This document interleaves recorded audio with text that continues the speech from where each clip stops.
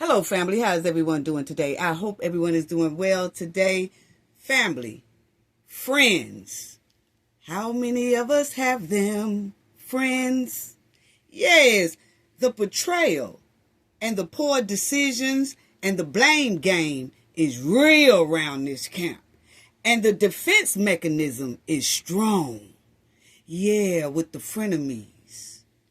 And let's also talk about Carlee. She has a new update, and Carlee is actually back in the hot seat, family.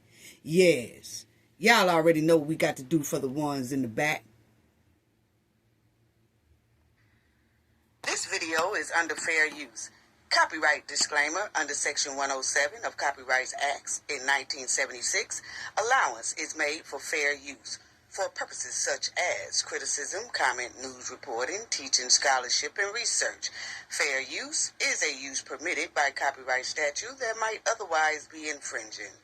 Non-profit, educational, and personal use tips the balance in favor of fair use. Yes, fair use. All rights and credits go directly to its rightful owner.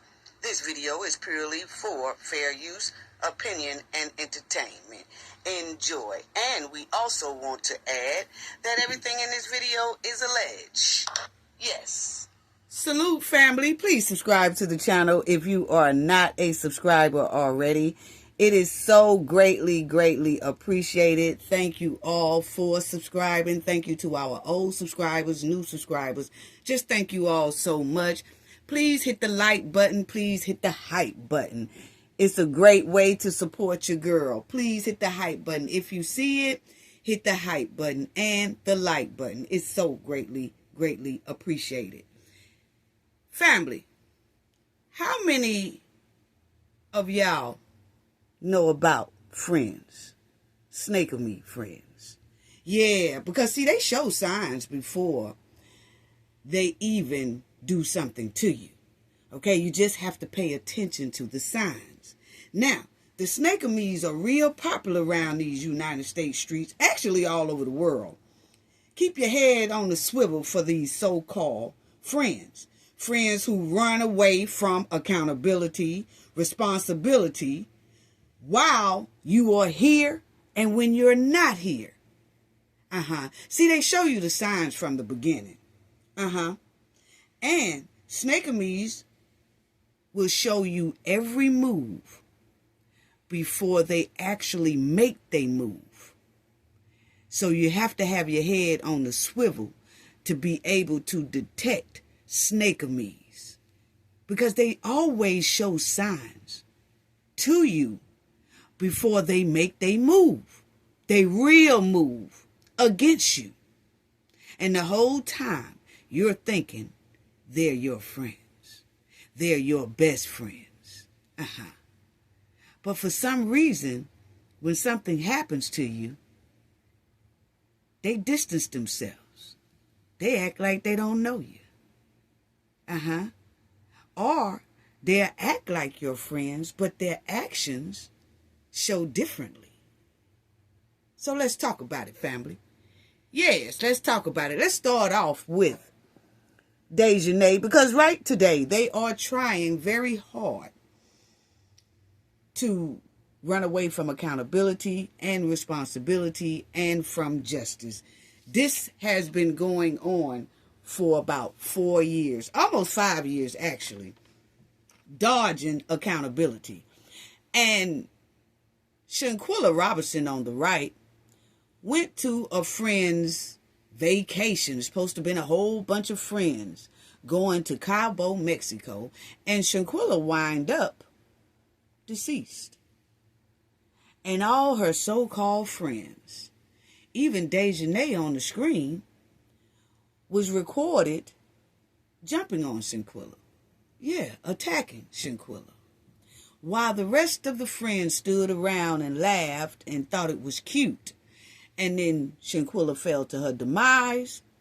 But this one on the screen, Dejanay Fishstick Jackson, her and the friends took out and left Shanquella in Cabo, Mexico, hoping that she wouldn't be found. But Dejanay, to run from accountability and responsibility and to run from justice, she changed her whole identity. It's not legally changed. It's just one of her aliases that she go by. But Dejanay changed her whole identity from Dejanay Jackson to AKA Imani Green. So that way, when the sheriff and the police and everybody, the undercover detectives, and try to find her, they are looking for Dejanay Jackson and not Imani Green. So actually, Dejanay Jackson thought that she would be able to escape the deletion that she did on Shanquella Robinson by changing her name. Not legally, she just felt like she could do it, and she did it. And so it was hard to find Dejanay. So when Shanquella Robinson's family put down a civil lawsuit against Dejanay, Dejanay avoided all accountability. She avoided all the investigators, all the private investigators, and the police. She avoided everybody by using Imani Green as her new name. So by the time Shanquella family can catch up with this here so-called friend, then guess what she says? Dejanay Jackson say, oh, it's too late to serve me because the statute of limitations of this here case has passed due. So even though you served me, your statute of limitations are up. So this is not going to count. But when Dejanay got in that courtroom, she found out differently. Yeah, she found out differently. See, these are what snakeamies will do for you. These are what snakeamies will do for you. So as you see, that the judge denied Fish Stick Dejanay Jackson's motion to dismiss. One of the 6 friends named in the wrongful death lawsuit, formerly known as Dejanay Jackson, changed her name to Imani Green. So when she got in court, that's what her and her lawyers, I guess, told the judge. Hey, she changed her name. And by the time Shanquella Robinson family can catch up with her, the statute of limitations was up to try to take somebody to court or to try to sue someone for a wrongful death. So the judge said, nah, I'm not going to go for it because the family and their investigators did do everything they could to find Dejanay. It was just Dejanay who was pulling the okie doke and was hoping nobody would find her. So as you see, the court documents that Green's address was listed in Jamestown, North Carolina in November 2024. Jackson changed her name to Imani Green and a new summons was issued to her. Okay? Officials says there was multiple attempts to serve Green with the summons at her Jamestown address and at her address in Hartford, Connecticut. So see, Dejanay had 2 addresses, and she was thinking that she can run to either or, and she won't be held accountable for the deletion that she did on Shanquella Robinson. Okay? So as you see, the court documents said that a private investigator was hired to serve Green with the summons. The private investigator's attempt to serve Green was actually unsuccessful. They tried to do it multiple times, okay, to serve her in April 7th, 2025 to April 16th, 2025, but was unsuccessful. The private investigator said that Green was traveling between both locations, Connecticut and North Carolina. This is what you call the Snakeamees family. This is what you call friends and betrayal, trying to run away from justice, trying to run away from her criminal behavior that she did to cause somebody's death. Okay? Court documents said that on May 7, 2025, Green was properly served the summons at her Jamestown address. Green later filed documents in federal court acknowledging that she received the summons. Okay? But the judge told Dejanay, nah, they tried to contact you. You decided to change your name running from the court system.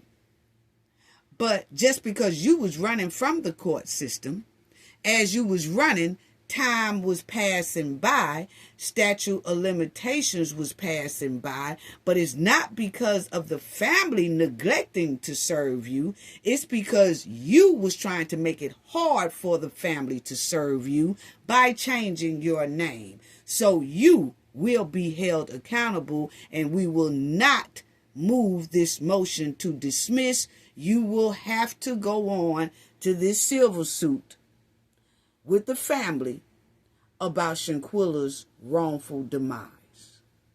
So you will have to go to court to face that. Now, rather you be found innocent or guilty, the point is you will have to go to court. I'm not going to dismiss it because you was trying to be slick. But you see how they do, family? You see how they avoid accountability to a crime that she did? All 6 of them. The whole Cowboy 6 is doing this exact same thing. Instead of changing their names, they are running from the situation.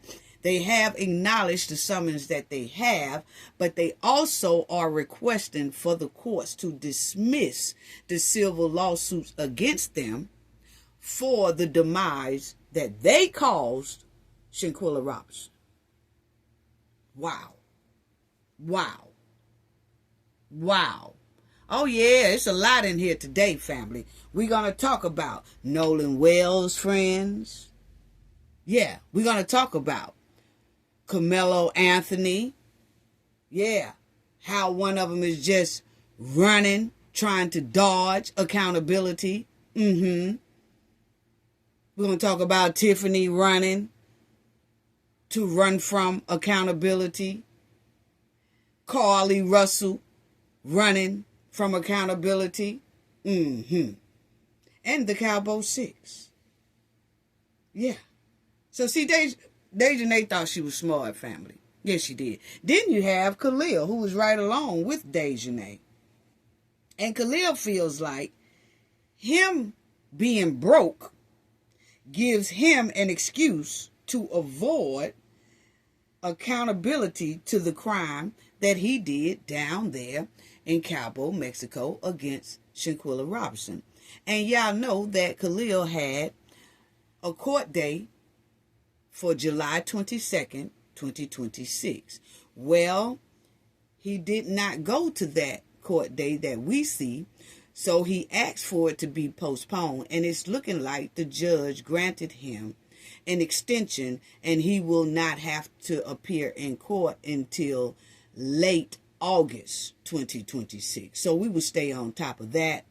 But Karlee is trying very hard not to be held accountable as well, along with his homegirl, Dejanay Fishstick Jackson, okay? But Karlee said, Judge, throw this out because I'm broke. I don't have the money. This is a burden on my financial standards, and I just can't deal with this. So please throw this out. But Karlee is not thinking about how this has been a financial burden on Shanquella Robinson family. He does not care. That's them frenemies. And Karlee here on the screen was supposed to be Shanquella's best friend. He was a snake of me. Yes, those frenemies. And they show signs before they even make moves. We have to talk to our children, and we have to keep our head on the swivel too, because just because we are older than our children don't mean we don't have snake-o-me's around us, frenemies around us. A lot of us ignore the signs just like our children are ignoring the signs until it's too late. So this is beginning to be a trend a hardcore trend. This is popular. Frenemies are popular among people group. You just have to spot them. Distance yourself. Drop them. Yes. And Khalil, he just feel like, hey, yeah, what it is, what it is. We did it to Shanquella over there in Cabo, Mexico. Then we came on United States soil. And they actually went to Shanquella's mother's house. Yeah, Khalil and Dejanay. And Winter. They all went to Shanquella's mother's house after they all had part in deleting Shanquella.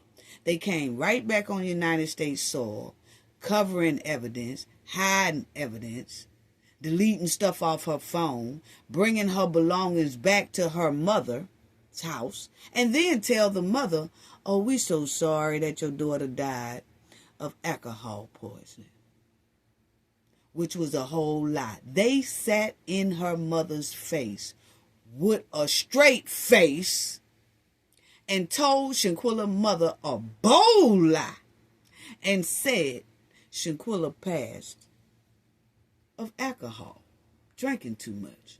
But then the video was leaked showing Dejanay Jackson attacking Shanquella until her demise. And it shows Khalil recording and the rest of them recording, thinking it was cute and funny. And then they cleaned up the scene afterwards and booked it back on United States soil as they continue to cover up a crime.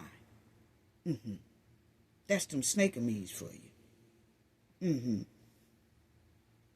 Khalil is trying desperately not to be held accountable. All of the Cowboy Six are. They all are trying desperately not to be held accountable. And as y'all see, Khalil Cook, it says he's pushing to freeze the proceedings, citing legal and financial burdens if the case remains in the United States instead of Mexico.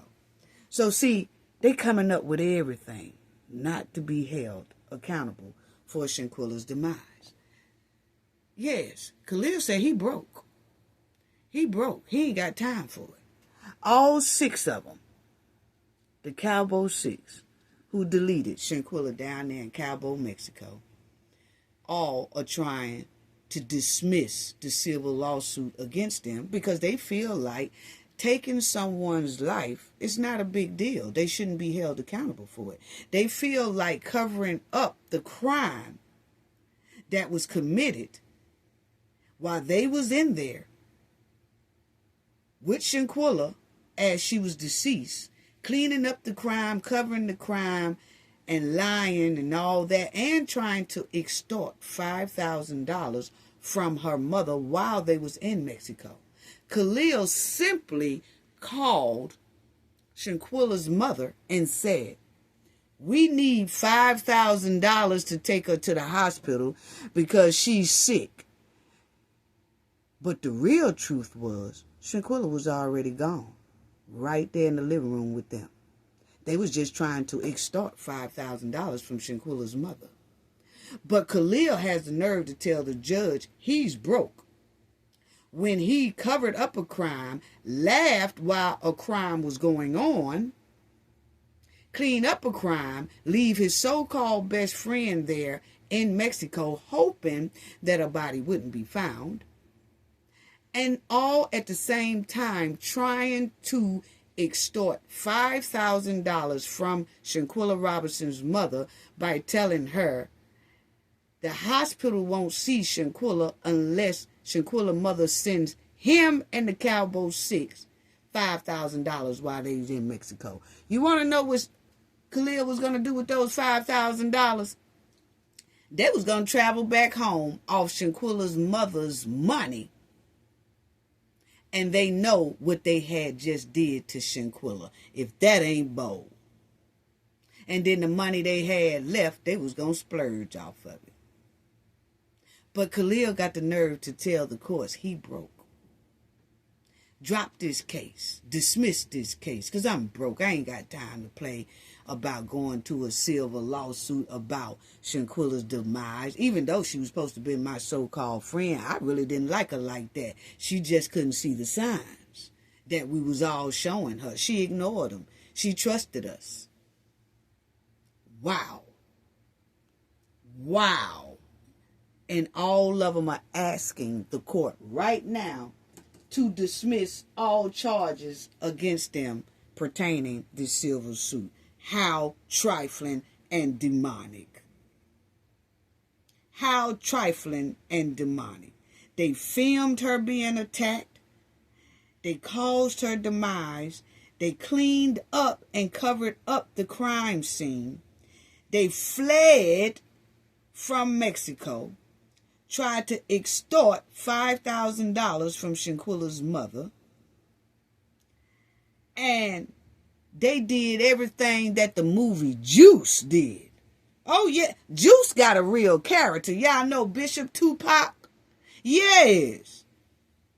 They played that movie on Shanquella Robinson's family. They helped bring Shanquella to her demise. Dejanay attacked her till she fell to her demise. All of them participated in laughing, cleaning up the crime, and all that. Fleeing Mexico. And then they went right back to North Carolina, where they're from, covered up still all crime. They was on United States soil, still obstructing justice by lying, conniving. And then they went to Shanquella mother's house and sat in Shanquella mother's face and was saying what colors they was going to wear to Shanquella's funeral, how much they hate that Shanquella's no longer here. They wish Shanquella hadn't never drunk that much alcohol. They loved Shanquella. They sat in Shanquella mother's face and told that lie, knowing what they really did.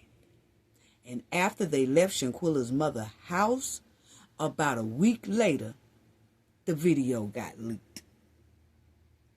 And Shanquella's mother haven't been able to hold these people accountable 4 years later. But now that they are getting ready to be held accountable in the civil court, they're all of a sudden now telling the civil judge, drop this case. We ain't got time to play with this. We either broke or we don't feel like being bothered with it. Y'all know how long that been? That's been 4 years ago, Judge. Drop this case. Her life don't matter. What?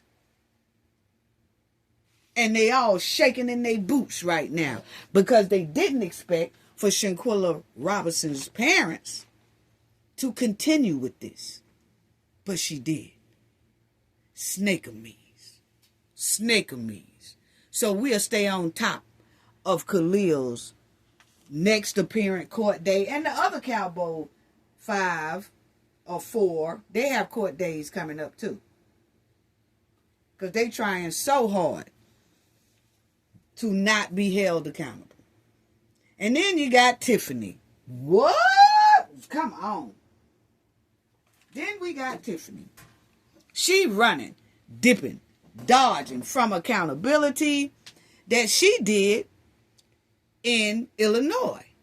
But she's run all the way to the south, to Georgia, to run from accountability. And then left her so-called friends to hold the bag, to be investigated, to get all the heat, to try to make plea deals. She done left them all in Illinois, facing a lot of heat, while she's in Georgia. She still got that heat on her too. That's why she's so quiet. She's feeling that heat. She is. She knows it's coming. She just don't know when. But she knows it's close. Tiffany sat up there and bankrupted the whole damn village. She bankrupted the whole village. She ran New Jack City organization, basically. And then she left all her friends behind. To hold the baggage. That's how she do. That's how she do. Tiffany done spent a bunch of money.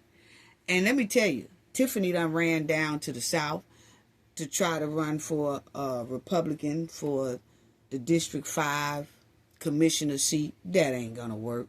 But as y'all know, that Tiffany meet and greet that she had on the 18th of July basically flopped. Yes, it flopped. Ain't nobody go to that, family. Had to give y'all an update on that. That Tiffany Fulton County campaign on July 18th, 2026 was a hardcore flop. No coverage. Nobody was stunting her. Not even her Republicans. Nobody covered Tiffany. No news stations covered this here meet and greet. It was a flop. Nobody covered it on their social media. It was a flop. No residents talked about it in Fulton County. It was a flop. And then her Republicans didn't even mention that she had a meet and greet. But I tell you one thing, Tiffany knows she will not make no Fulton County commissioner. She got too much baggage behind her. She's still up under FBI heat. She's a con artist. Nobody want to be bothered with Tiffany. No, they don't. She bankrupted a whole village that's financially still struggling as we speak. And she's running from accountability by escaping from Illinois, running to Georgia. Like she's supposed to be free. Like no accountability. Just because she moved to Georgia, Tiffany actually think that she's scot-free. That she will never be held accountable for the millions and the millions and the millions that is missing in Dalton, Illinois, and most likely the township too, but mostly the village of Dalton. She duped those people. She will have that place struggling for the next 10 to 15 years, and she meant to do that. You can tell the way she moving. She bankrupted the whole village and then moved to Georgia. And she's trying to bankrupt Fulton County. And she will continue to try to bankrupt Fulton County until she see it takes a lot to show Tiffany that this here trifling plan and scam that she's trying to do on Fulton County will not work. The South don't play like that. See, she got away with a lot in Illinois because there was a lot of people just like her. And they say in Fulton County, there's some boo-boo going on around there. But I can tell you right now, Tiffany will not get away with it coming from Illinois. She thinks she is. Somebody is boosting her head telling her, hey, go to Fulton County because that place is labeled a corrupt place. So you'll be able to get away with a lot. No, you won't. No, you won't. It's not going to work. FBI is all over Fulton County right now. And then Tiffany didn't make it no better because she got a whole lot of FBI heat on her too. So the FBI was already in Fulton County. And then Tiffany come with FBI heat on top of her head, blending in with the FBI heat. And you notice how quiet she is. Yeah, she might get on her social media. Yeah. But you notice how much that done slacked up. Tiffany feeling it. She feeling it. And then she knows she don't have any chance of winning nothing. Tiffany has the Fifth Third Bank in Dalton allowed former Mayor Henyard to steal $1.9 million. And see, not only that, Tiffany put Dalton Village in an $8 million deficit. So where did the $8 million go? Then she turned around and she was using their bank and she was writing checks, snatching over $1.9 million out of that bank. Where's that money? A lawsuit filed, you see right there, by the village, claims former Mayor Tiffany Henyard sent 251 checks to the bank without the required signature or authorizations to do it. So where's that money, Tiffany? So Tiffany, basically, Dalton is missing. They already in an $8 million deficit. Tiffany put them in that. So that's $8 million. Then Tiffany snatched $1.9 million out the bank. That's about $10 million. Then she was having bogus cancer foundations, taking hundreds of thousands of dollars. Then she was using credit cards with her goons at the township as well, using their credit card with thousands, hundreds of thousands worth of money. Tiffany had her hands on almost 12, 13 mil. Nobody knows where it's at. Tiffany won't fork up receipts at all. At all. And then y'all will see, it says, Dalton sues bank, claiming it should have stopped Tiffany from a spending spree.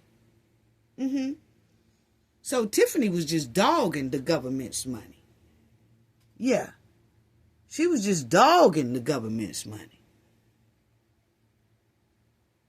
Tiffany Henyard, who's in the national spotlight, who have subpoenas from the FBI following a corruption investigation. Yes, a corruption investigation. And then you had Miss Lightfoot, who did an independent investigation, and then she found and revealed that the village funds fell from its initial $5.6 million in the good to a $3.6 million deficit in the red. That's $8 million gone. That's $8 million gone. And then Tiffany was taken from the banks and all that. And the local credit card bills accumulated $779,000 balance in 2023. That's almost $1 million. So Tiffany is a shyster. She's a shyster. She's a city slickster. And she thinks she's going to bring it to Fulton County. But then when Tiffany had to go to court to account to fork up some receipts to the watchdogs, guess what Tiffany do? Tiffany Henyard pleads the fifth after failing to produce public records in court. She pleaded the fifth. Yeah. But she left her friends back there to continue to get the heat. Yeah. That's how Tiffany do. So Tiffany is still under federal investigation. Yes, she is. And now she's in Fulton County seeking to do the same exact thing, but using it as a political comeback to stick her hands in the Fulton County bag. Then Tiffany also admitted living in Georgia while she's still supposed to have been running Illinois. What? Low down. And now she's in Fulton County trying to grift money. Hey, y'all, donate to my campaign in Fulton County. Y'all know I'ma do good. That ain't what we just read. That ain't what we just read. Tiffany is trying to get people to donate to this here scam campaign. She trying to get people to get her $100, $200, $2,000, $500, $1,000. Just give her anything. She trying to grift. She trying to grift. Left all her homies while she was in Dalton, Illinois, playing Nino Brown. She wanted to be the female Nino Brown so bad, and she had all her flunkies right along with her. And she still got her boyfriend flunky right alongside of her. Yeah. And he gonna just ride it till the wheels fall off, because he's in just as big a trouble as Tiffany, because he took $500,000 from the government, saying he was running a youth program, and it actually was a car wash. He didn't have the youth on his mind nowhere in sight. Didn't care nothing about the youth. But he sure got that grant for $500,000 in Illinois, claiming he was running a youth program. And he wasn't. So he's in just much hot heat as Tiffany. So that's why they sticking together, because both of them are in the same amount of FBI heat. So they just sticking together. Yeah. But she left all her flunkies struggling. Keith, he in FBI heat. And he is also doing a plea deal. Have done his. They waiting on Lacey. He in a whole bunch of FBI heat with the bankruptcy. Keith with the bankruptcy. Then Tiffany had the nerve to say Andrew Holmes was acting funny when she came to Dalton. Yeah, I guess so. Because you left all your buddies there on the screen struggling in FBI heat. And you moved on to the next county. And Tiffany most likely is gathering other flunky friends in the Fulton County area. And she's going to pull them in even more heat. Because that's what she's doing. She got a history of doing it. Yeah. We're going by her history. Yeah. Then you have Hunter on Karmelo Anthony's case. Hunter and his parents and his protective and his protectors has done everything possible to keep Hunter from being held accountable for his own twin brother demise. Oh, they are doing everything possible to protect Hunter from being held accountable for his own brother's demise. Because remind y'all, Hunter started this whole thing. Okay? They had a whole trial that the prosecutors never really acknowledged how much Hunter started the whole confrontation that involved Austin and Karmelo Anthony. Now, Karmelo Anthony defense team bought it up 1 or 2 times. But see, that was the backdoor deal that they had in Karmelo Anthony's case. That was the backdoor shake hand deals that the prosecutors and the defense team of Karmelo Anthony at the time of the trial, they all was getting together doing these little backhand deals that didn't do nothing but set up Karmelo Anthony. And they did these deals because they said they wanted to keep the character of the bad twins out of the spotlight of the trial. So what do Karmelo Anthony's defense lawyers do? They go along with the mess. Agree to keep Hunter and Austin's terrible background out of the trial spotlight. And then they said, we'll keep Karmelo Anthony's background out of the spotlight. Well, Karmelo Anthony really didn't have a bad background. Not like those twins. At all. He probably got in a little trouble at school, but it was nothing like how Austin and Hunter was. Oh, they was the big bullies of the town. But they made that backdoor deal to keep Hunter and Austin, terrible character, up out of the court. And that let Hunter slide away from being accountable in this whole thing. They had a whole trial not focusing on who started this mess. Because see, when a person agitates and start a confrontation and somebody falls to their demise during that confrontation, that person who agitated this thing and started this thing are supposed to be held just accountable as the other person who did the self-defense.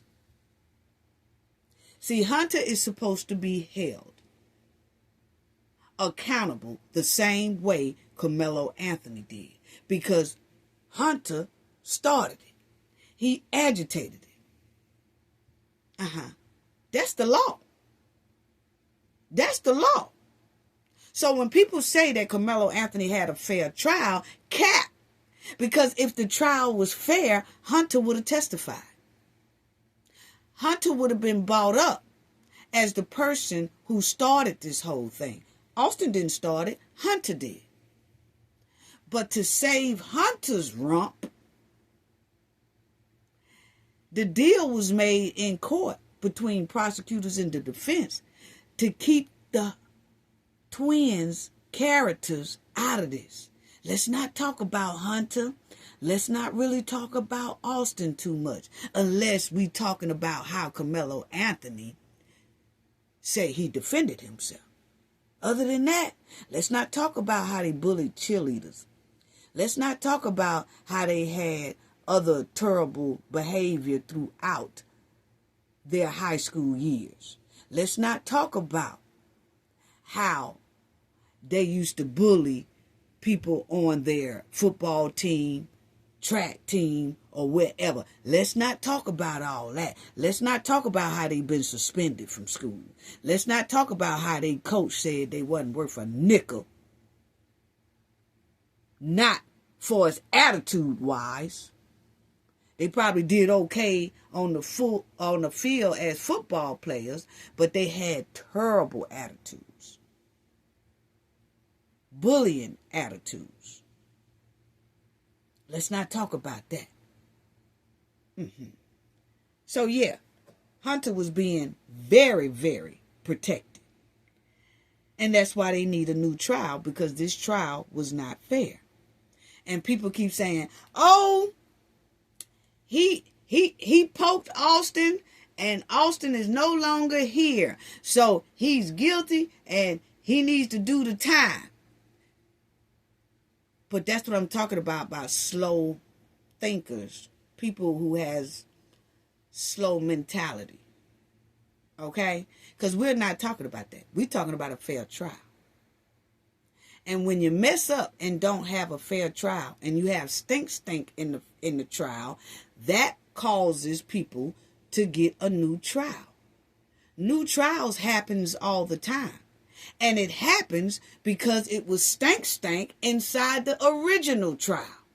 So don't get mad at us for asking and saying Karmelo needs a new trial. Get mad at the people who ran the trial like stank, like skunk meat.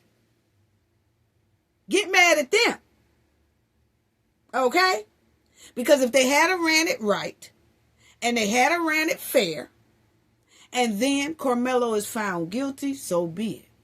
But they didn't. They wanted to convict him so bad until they start violating his amendment rights and his constitutional rights. That's where they messed up at.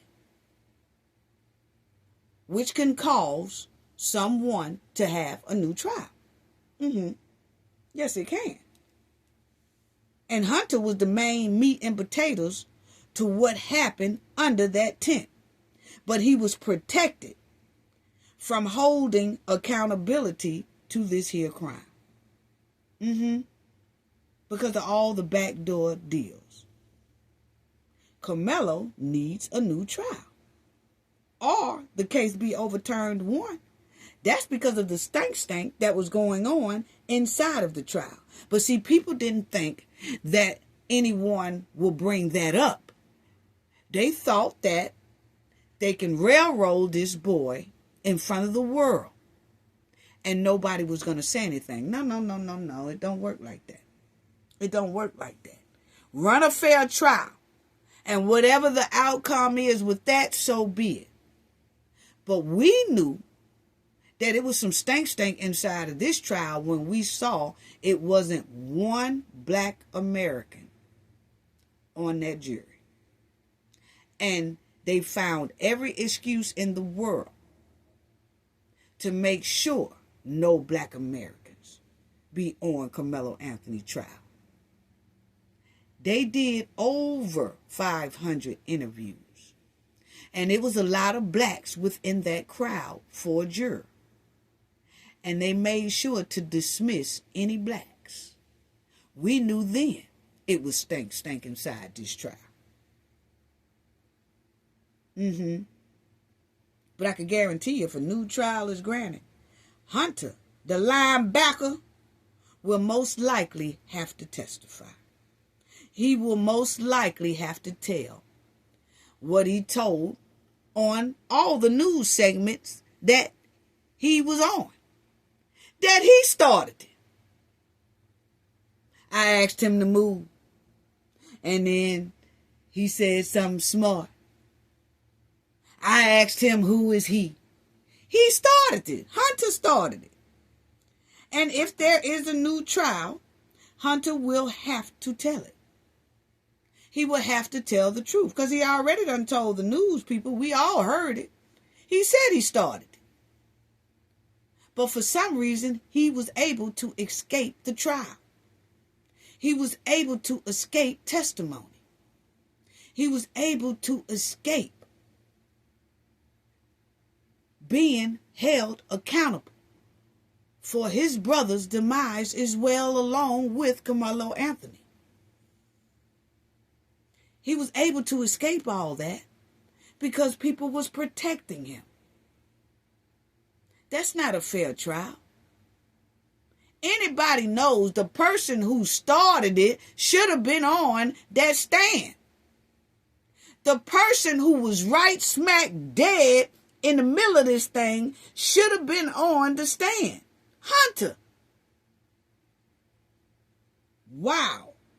Everybody else who said they was at the tent got on the stand. So why didn't Hunter get on the stand? He was being protected, huh? That's exactly what is given. Because why do he get special privileges when everybody else who was there up under the tent had to testify? And a lot of them was lying. They changed the stories. But the point is, they was made to get up there and testify, wasn't they? They was right there too. So why didn't Hunter have to do it? Because the trial was full of stank. Yeah. And that's what's going to cause Karmelo Anthony to most likely get a new trial. If the judge who is looking over this request is being fair with himself and being fair with the law and being fair with the constitutional rights and being fair with Karmelo Anthony's amendment. If that judge looks at this case and really look at this case according to the fairness and the constitutional rights, Karmelo Anthony will most likely be granted a new trial. It should be overturned, but I think it will be a new trial, most likely. Okay? Because, it's just unbelievable to me that Hunter didn't get up there. And then Hunter took Austin girl to the prom after Austin was gone. What? Who do that? Wow. And check out this right here too, family. I want y'all to check out this right here. Yeah. Because, see, Jeff, I remember when Jeff was talking about his little foundation or whatever like that. But check this out. Because Hunter really ain't feeling his own brother foundation, according to his daddy. Check this out, family. Hunter is a board member. He will not be actively participating. I told him I want you on the board. He said Hunter is on the board, which his daddy just put him on the board, family. Hunter ain't trying to be on that mess, okay? That's basically what he's saying, okay? Them not my words, that's his daddy words. Hunter, he'd just put Hunter on the board because he feel like Hunter should be a part of his new foundation, okay? But Hunter is not feeling it. Hunter really doesn't want to be a part of this here foundation. So basically, it's like his dad is making him be a part of it by putting his name on it. Because he's saying Hunter is on the board, but he's not active, okay? But then listen to what else he say. Check it out, family. Hunter is a board member. He will not be actively participating. I told him I want you on the board because it's your brother. He's focusing right now. He's going to school in 3 weeks. He's got his. I told him, I'm going to do me, but you need to do you. I'll say this. I talked with Hunter last night. His friends are going to be giving videos. Okay, now this is Jeff Metcalf, fake cowboy that he got sitting beside him, and he says, I talked to Hunter last night, and his friends are going to send videos for the foundation, okay? Check it out, family. Check it out. I'll say this. I talked with Hunter last night. His friends are going to be giving videos for the nonprofit website. And, as I was telling him, and some of his hard parenting, want to make sure his kid doesn't go the wrong way. So, as y'all hear, the cowboy, he said, Hunter's friends will be sending in videos for the foundation. Not Hunter. Hunter don't want to send no videos. He don't want to be a part of it here. None of that. He said he got other things to do, basically. He finna go to school. He finna do that. He can't send no videos because according to the cowboy, he says Hunter friends will be sending in videos, not Hunter. Then you'll also hear the cowboy say that Hunter will be doing other things and that Metcalf wants to just make sure his son goes in the right direction or goes the right way or something like that. Yeah, you know why Jeff say that?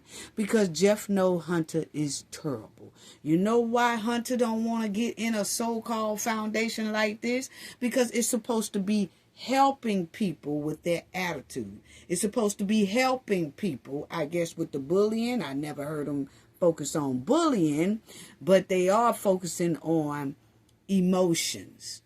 How to control your emotions. Well, Jeff said the foundation is supposed to do all this. And guess who don't want to be a part of this foundation? Someone who can't control their emotions. Hunter. They all say, all reports and stuff say that Hunter is the one with the terrible attitude. Austin too. But Hunter got it bad. His own mama said that. Oh yeah, Hunter had a few choice words for the cheerleaders. What? He bullying cheerleaders. Said his hand will go upside a woman or a man. But this is the person, Hunter, on the screen, who do not want to be involved in a foundation that controls emotions, that helps behavior. Oh, no. My friends will help y'all with that, but me, nah, dog. This is what his dad in them said. Check it out. This is what his dad said. And some of his hard parenting, want to make sure his kid doesn't go the wrong way. I think that people forget, one, he's a twin. Two, he was there. And his processing is different than his dad's processing. Now, y'all hear what the black cowboy said. He said, a lot of people forget that Hunter, you know, he just don't want to be involved with nothing right now because people tend to forget. One, he's a twin. Two, he was there. Exactly. He was there at the scene, family. So once again, why didn't Hunter testify? The cowboy told it for himself. He said, one, Hunter is a twin. Two, Hunter was there when it happened. So why didn't Hunter testify to him starting it? He was there, right? Just like I just said a few minutes ago. All the other kids who say they was there was on the stand. Except for Hunter.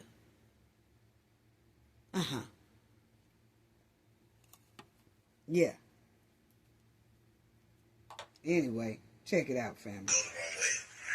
And you notice he says, Jeff Metcalf want to make sure that his son don't go the wrong way.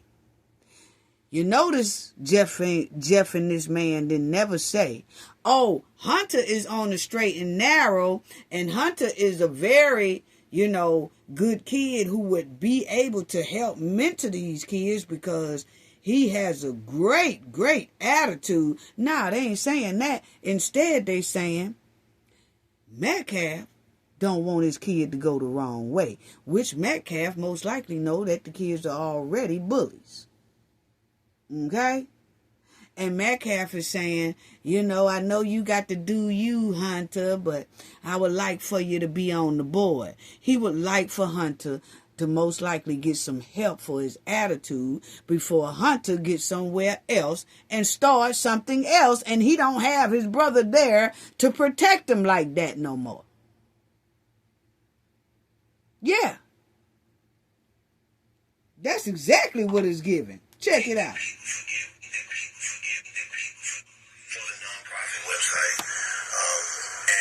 As I was telling him, and some of his hard parenting, want to make sure his kid doesn't go the wrong way.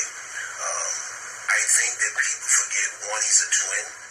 Two, he was there. And his processing is different than his dad's processing. But I'm sure as he matures and can kind of deal with it, I'm sure that he'll be excited for the work we've done.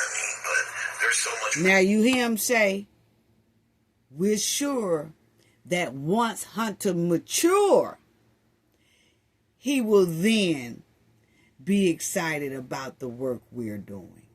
So which tells us Hunter ain't too excited about none of this. Why is that? To get some good results. But having talked with him, I believe one day he's going to be great for the foundation. I think so too. I believe one day he will be grateful for the foundation.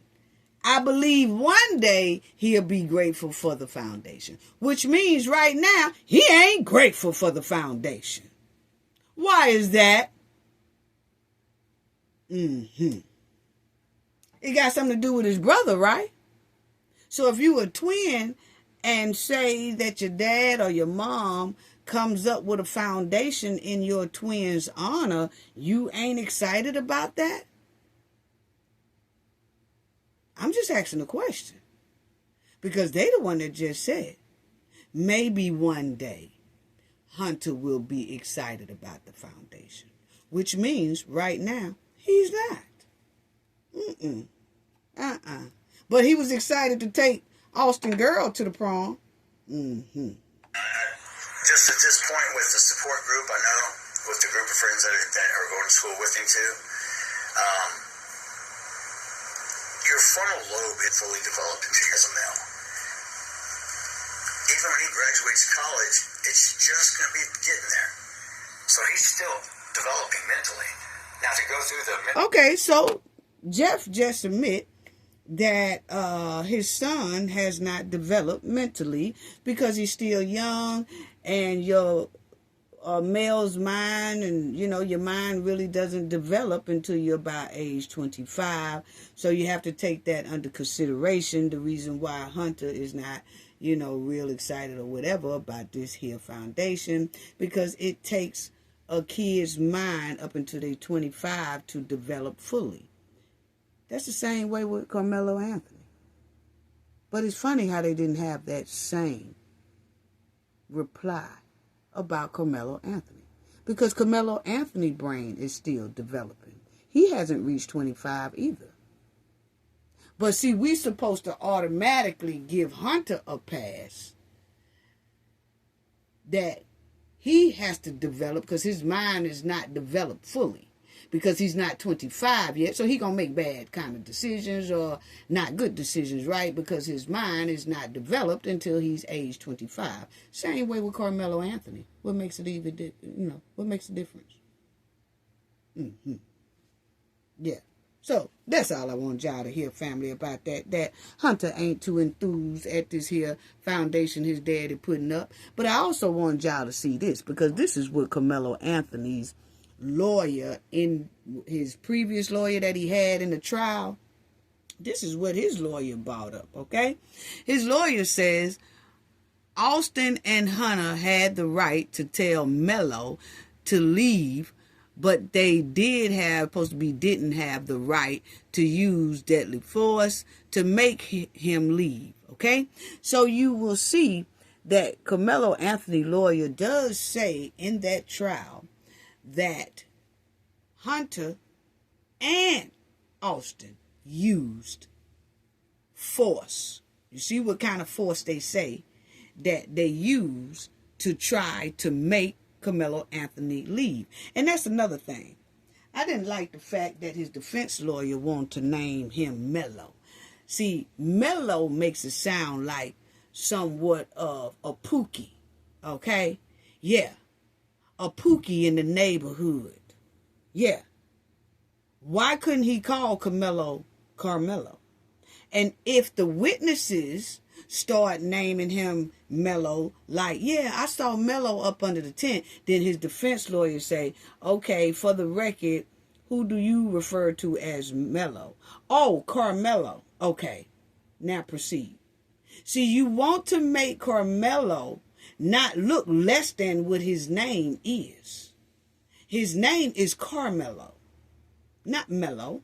But I noticed that his defense lawyer wanted to refer to Karmelo as Melo in the trial. That's almost looking gangster style. Okay? Yeah, we seen straight through that over here, we did. You know. No. Because if it was me, I would have told my son's lawyer, oh no, we ain't going to do nicknames up in here.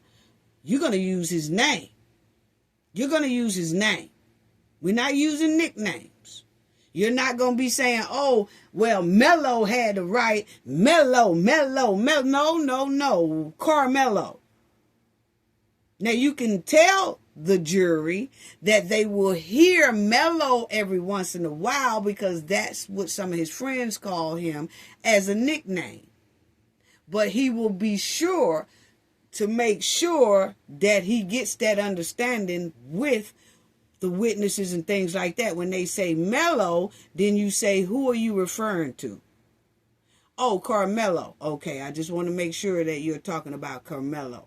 But I didn't like that they was using that Melo. His lawyer kept referring to Karmelo as Melo. Nah, you wanted to make him look like a Pookie. But anyway, check it out. So he says Melo had an absolute right to defend himself against that. Okay? How do you know in a split second of chaos when it's too late? Okay? So I just wanted to show y'all evidence that they're showing in here that his previous lawyer did say Hunter and Austin. Okay? And by moving Karmelo by force. So why didn't Hunter testify? He is the meat and potatoes. His brother's not here to testify. But Hunter was smack dead in the middle of it. He started it. Okay? Then you'll see here, Karmelo attorney Howard describes Anthony as an honor student and things like that, okay? And then he said he used the weapon strictly to self-defense because he felt cornered by a group turning on him. So he said that, okay? But once again, they didn't emphasize that the weapon that Karmelo Anthony had was under the state law as not being considered a knife. Anybody could tote it. Okay? It was under the legal limits to carry. That was another thing. And y'all gonna say that the trial was fair when this here boy didn't never testify? Because he was there. Karmelo had a choice not to testify. And it's a good thing he did. But Hunter is a witness. He should have been there. He should have been. They had him on the witness list. That was the play in our face. But they wasn't going to never call Hunter to the stand. Well, they didn't. They didn't. So, basically, that whole trial was a poop show. Yes, it was. It was full of donkey. It was a donkey show. That's all it was. Just to save the Metcalf twins' horrible behavior. That's all it was given. That's all it was given to me. Okay? And we're going to talk more about this because there's some more. Because this new judge is looking into whether or not Karmelo Anthony will get a new trial. I also want to go over some things that points out why Karmelo should get a new trial and all the things that happened in court that a lot of us didn't know happened and was said in court. That grants or should grant Karmelo Anthony a new trial. So we'll be talking about that pretty soon. Yeah, we will. Along with a lot of other things as well. But this secret backdoor deal and all this was straight trifling. Everybody had a hand in protecting Hunter from testifying and telling the truth in this trial. How you going to have a trial when the main witness is missing? How are you going to have a trial when the main witness has all the meat and potatoes to what happened to cause this whole thing? Unbelievable. Unbelievable. But they felt this was a fair trial. That's just like, family, if you have a main witness. Now, if you can't find that main witness, but you really need that main witness because that main witness seen a lot, heard a lot, was part of this incident. But if that person disappears in jet, that's a different story. But if that main witness was there, they the one started it, they know exactly what happened. They done said on the news that they started it, that they was a part of this thing, and they do not testify in the trial. They are there. Their name is on the witness list. But that's the one you choose not to bring in the courtroom. Something is wrong. Something is wrong. Come on now. Come on now. Don't play us like that. And there's so many people, he did it. He need to be in that. He need to be in that. How y'all know when the trial wasn't even fair? First of all. Second of all, We ain't talking about what he did, what he didn't do, and all that. What we're saying, have a fair trial. Everybody, every citizen in the United States deserves a fair trial. You just cannot orchestrate a okey-doke trial, a setup trial, a railroad trial, because you don't like the person. You cannot do that. You're violating constitutional rights. You got to conduct it, use your evidence, use your witnesses, and you have to conduct it at the United States law. And once you conduct it, like the United States law say you're supposed to conduct it, and that person is found guilty, so be it. But you cannot stage one. You cannot railroad one. You cannot pull the okey-doke on one. You cannot go behind and doing back deals and hold out evidence and hold evidence away because you're trying to convict someone. You cannot do that. But see, slow-minded people don't understand that. Yeah. Carlee. Family, Carlee is back in the hot seat.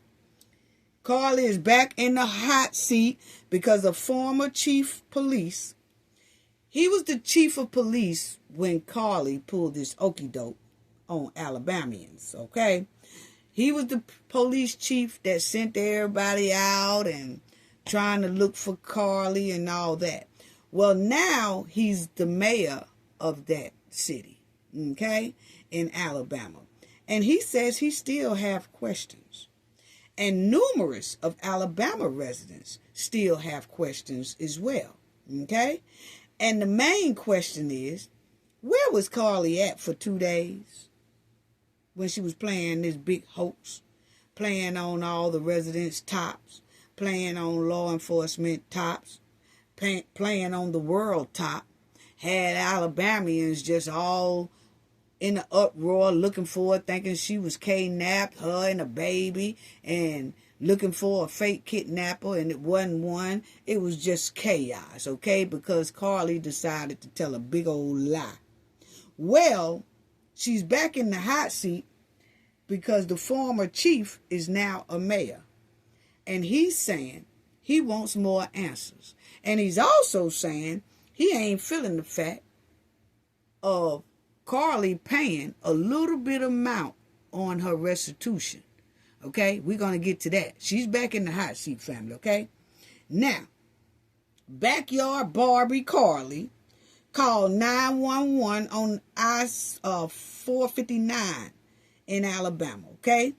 She cruising on the interstate, I-459, and she done dialed 911 and told these folks a trifling lie and told them that she see a baby running across the interstate and that she trying to get the baby, but in the mix of getting the baby, she got kidnapped, okay? Carlee went to a hotel eating on chips and dips and all that.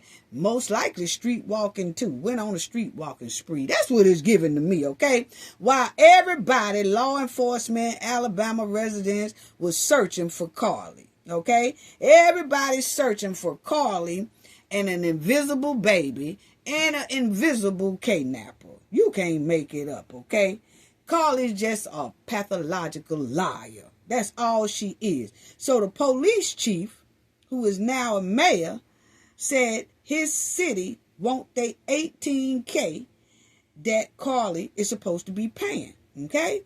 But he says he feels it's not right that Carlee got about 30 years to pay for $18,000 restitution. What? She got 30 years to pay $18,000, family? Come on now. Come on now. This poor hustler done sat up there and told a big, bold, trifling lie. Then she don't have to pay but $18,000. But Carlee got 30 years to pay the $18,000. So that's like $50 a month, family. Yes, that's like $50 a month. That's what she got to pay. And so everybody in Alabama and the chief was saying, no. First of all, we ain't feeling that. And second of all, we got more questions. Because the chief said he thinks that Carlee might have had some help, family. Yes, the chief talking about it, family. Yeah. So let's talk about it. Let me let y'all hear what the chief said about Carlee. He ain't feeling it. No, he is not. Happy for that outcome, and also proud that this case actually inspired a new Alabama law making falsely reporting a crime alleging imminent danger a more serious felony. We reached out to Russell's attorney and asked if he or Russell would be willing to talk to us about this case. Live in Hoover, Lisa. Now, you know Alabama has come up with a law because of Carlee. It was a misdemeanor to do what Carlee did, okay? At first. Now they're making it a felony because of Carlee. Okay, when you report something false like that, it was a misdemeanor when Carlee did it. So they couldn't charge her as a felon. Well, then the governor of Alabama changed the law and made what Carlee did a felony so that people don't be doing that, using all kind of law enforcement, tools and all that, and then they lying. Okay? They using all this reinforcement up for nothing because they just want to tell a lie. So when Carlee did this, family, it was only a misdemeanor at the time. So that's why she kind of got off the hook, because it wasn't a law in place that say what she did is a felony. Now it is. Because right after Carlee did that, the governor, Ivory, she signed the law saying, hey, if you do this again, anybody do what Carlee did, it will now become a felony and your ass going to do some time for it. Because this what we ain't going to do, is sit up and tell lies and have the whole state in the uproar and have everybody looking for you, but you somewhere chilling and lying. Okay? So check out that now Carlee is still in the hot seat with the former chief, who is now a mayor. He said he want more answers from Carlee, and he think that Carlee had help pulling this here okie doke on Alabamians. Okay? So check it out. Captivated the nation and triggered a massive surge across Hoover. Yeah, Russell called 911 after reporting a toddler walking along Interstate 459 before disappearing without a trace. Nearly 2 days later, she returned home claiming she'd been kidnapped. But just days later, she admitted the entire story was a hoax, pleading guilty to false reporting in order to pay thousands. Look at Carlee, family. There are still many unanswered questions in the Carlee Russell case. We have our Lisa Crane, who is joining us now live in Hoover this evening. Lisa, you spoke with the mayor today, who was the police chief 3 years ago and led the search for Carlee, and he says he still has questions as well. Yeah, he got questions. That's what he said. Yeah, absolutely. Nick Durza says this was probably the biggest case of his career as far as the media coverage goes, because the Carlee Russell case wasn't just big here in Alabama. It went nationwide, even being followed in other countries during hours she was missing. That was a lot of pressure on police here in Hoover. The search for Carlee Russell started on the side of Interstate 459. Look at here. Pulled off because she... Carlee had police officers all over the dumps and swamps looking for her lying tail. Yeah, Carlee had these people all in the highway, byways, woods, eaten up by mosquitoes, all that, looking for her, and she lied. She was sitting up somewhere in a hotel. That's my opinion. A lot of people said she was in a hotel for a minute, eating on chips and dips. Now, she was gone for 2 days, family. So what she was doing in them 2 days, don't know.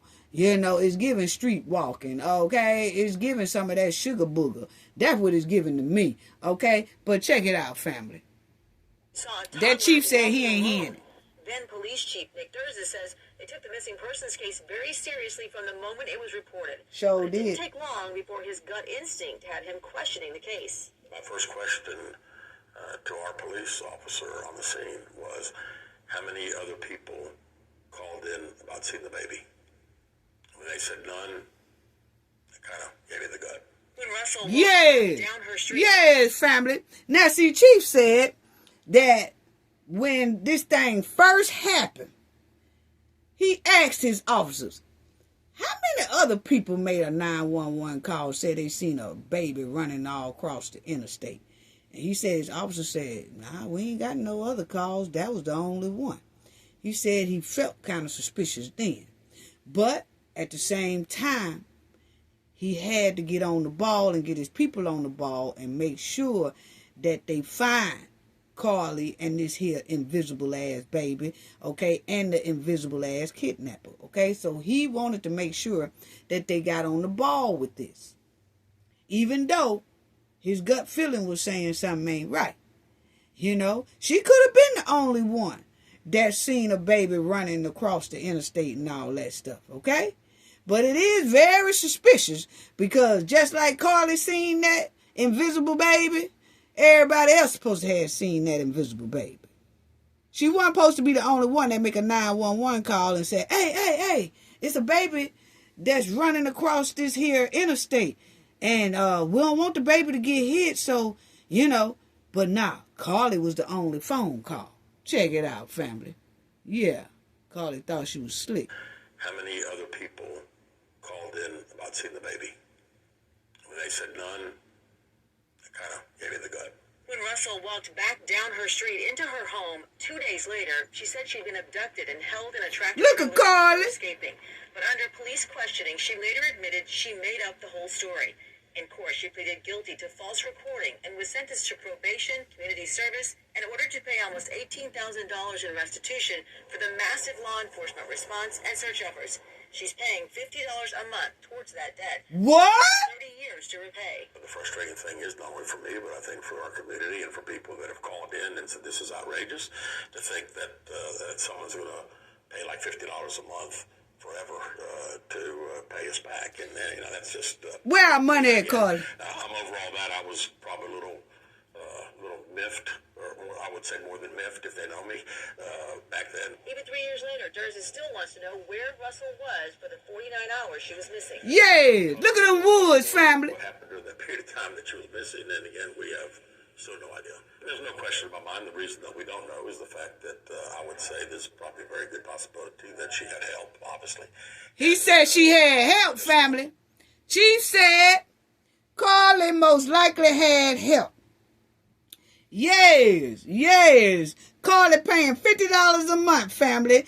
Do you know how long it's going to take her? They say 30 years for her to pay $18,000. Carlee is paying $50 a month for that dumpster trash stunt she pulled on Alabamians. $50 a month?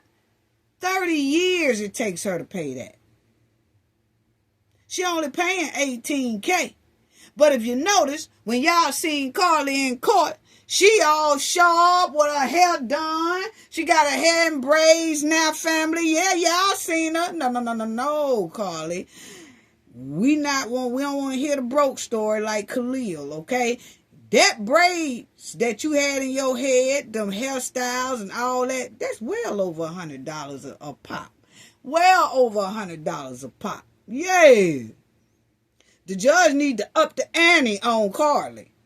Talking about some $50 a month. No.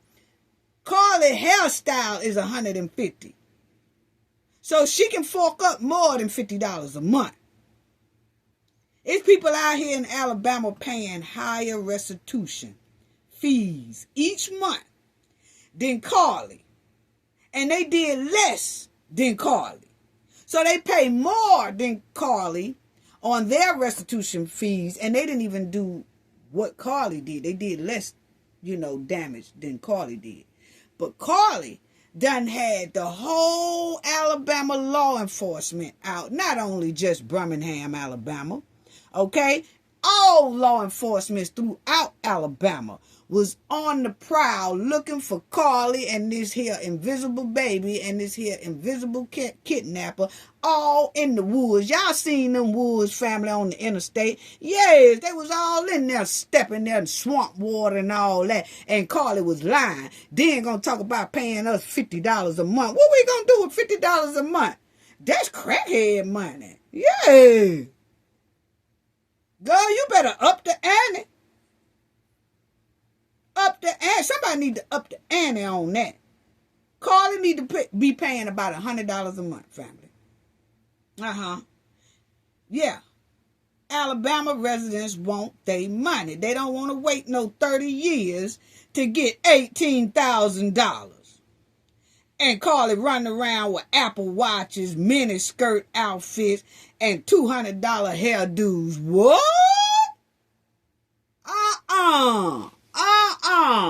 Family, check out what the chief said again. Look at her braids, family. That's what I want y'all to see. Look at Carlee braids. That's $150 a pop. Look at that. But under police Carlee, we questioning, want she our later money. admitted she made up the whole story. In court, she pleaded guilty to false reporting and was sentenced to probation, community service, and ordered to pay almost $18,000 in restitution for the massive law enforcement response and search efforts. She's paying $50 a month towards that debt, which will take 30 years to repay. The frustrating thing is not only for me, but I think for our community and for people that have called in and said this is outrageous, to think that someone's going to pay like $50 a month forever to pay us back. Exactly, Chief. Yeah, again, I'm over all that. I was probably a little miffed, or I would say more than miffed if they know me, back then. Even 3 years later, Durza still wants to know where Russell was for the 49 hours she was missing. Yeah, Carlee, where you was? They said you was missing for 49 hours. Where you was? That's 2 whole days and an hour. Where you was at? We want to know. Because, see, if Carlee can't tell us where she was, family, then Carlee need to be in jail. If she just can't tell where she was, she already done got away with it because the doggone crime was a misdemeanor at the time. Okay? But she still can tell where she was. She ain't paying but $50 a month. And they need to up the ante on that. Because we got bridges, roads, all that stuff to take care of.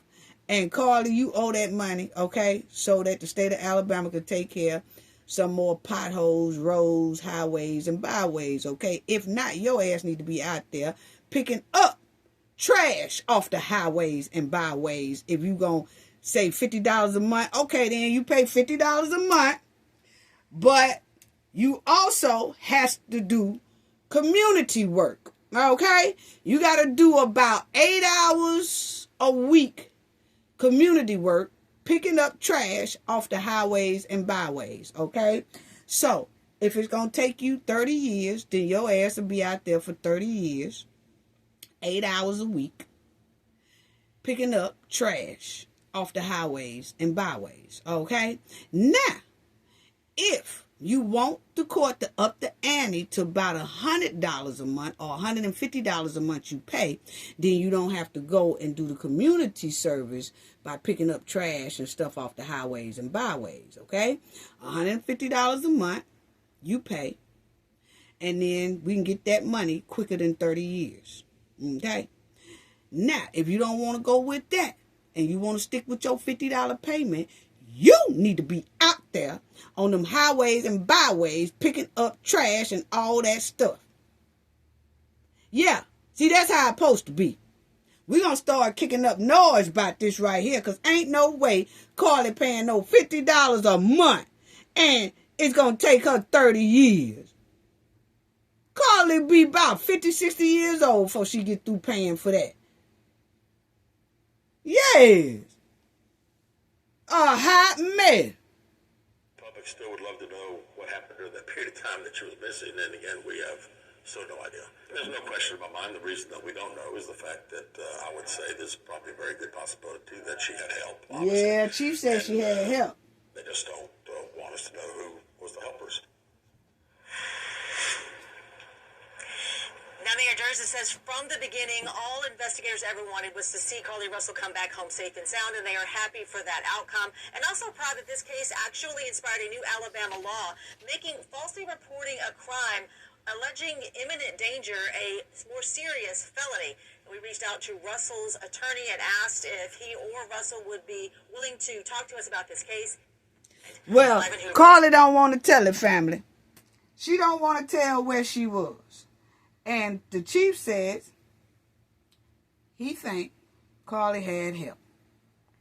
He said he think that Carlee had help and that he want to know who helped Carlee with this here trifling lie. Yeah, and having his team go through all that off a bogus lie. Yeah, so he wants to know. And we all want to know for real. Yeah, we all want to know. So where was Carlee? Carlee, where were you? Can you tell us that? Can you answer that question? Where you was at, Carlee? Because we still trying. 3 years later, Chief said he still want to know. Yeah, because see, Chief did this a couple of weeks ago, family. He said he tired of it. He said he still want to know. Now, he's not the chief no more. He's the mayor. And he says he wants to know. But Carlee won't tell where she was. And he ain't feeling them $50 a month. We ain't either. Because see, when this first happened, family, we found out that Carlee had lied. The word was that Carlee was at the hotel for a couple of hours eating on chips and dips and shit, okay? While law enforcement and the residents of Alabama was searching for her, okay?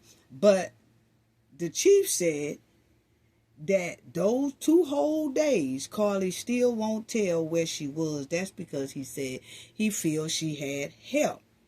And he's pushing to find out. He want more answers. So Carlee is back in the hot seat.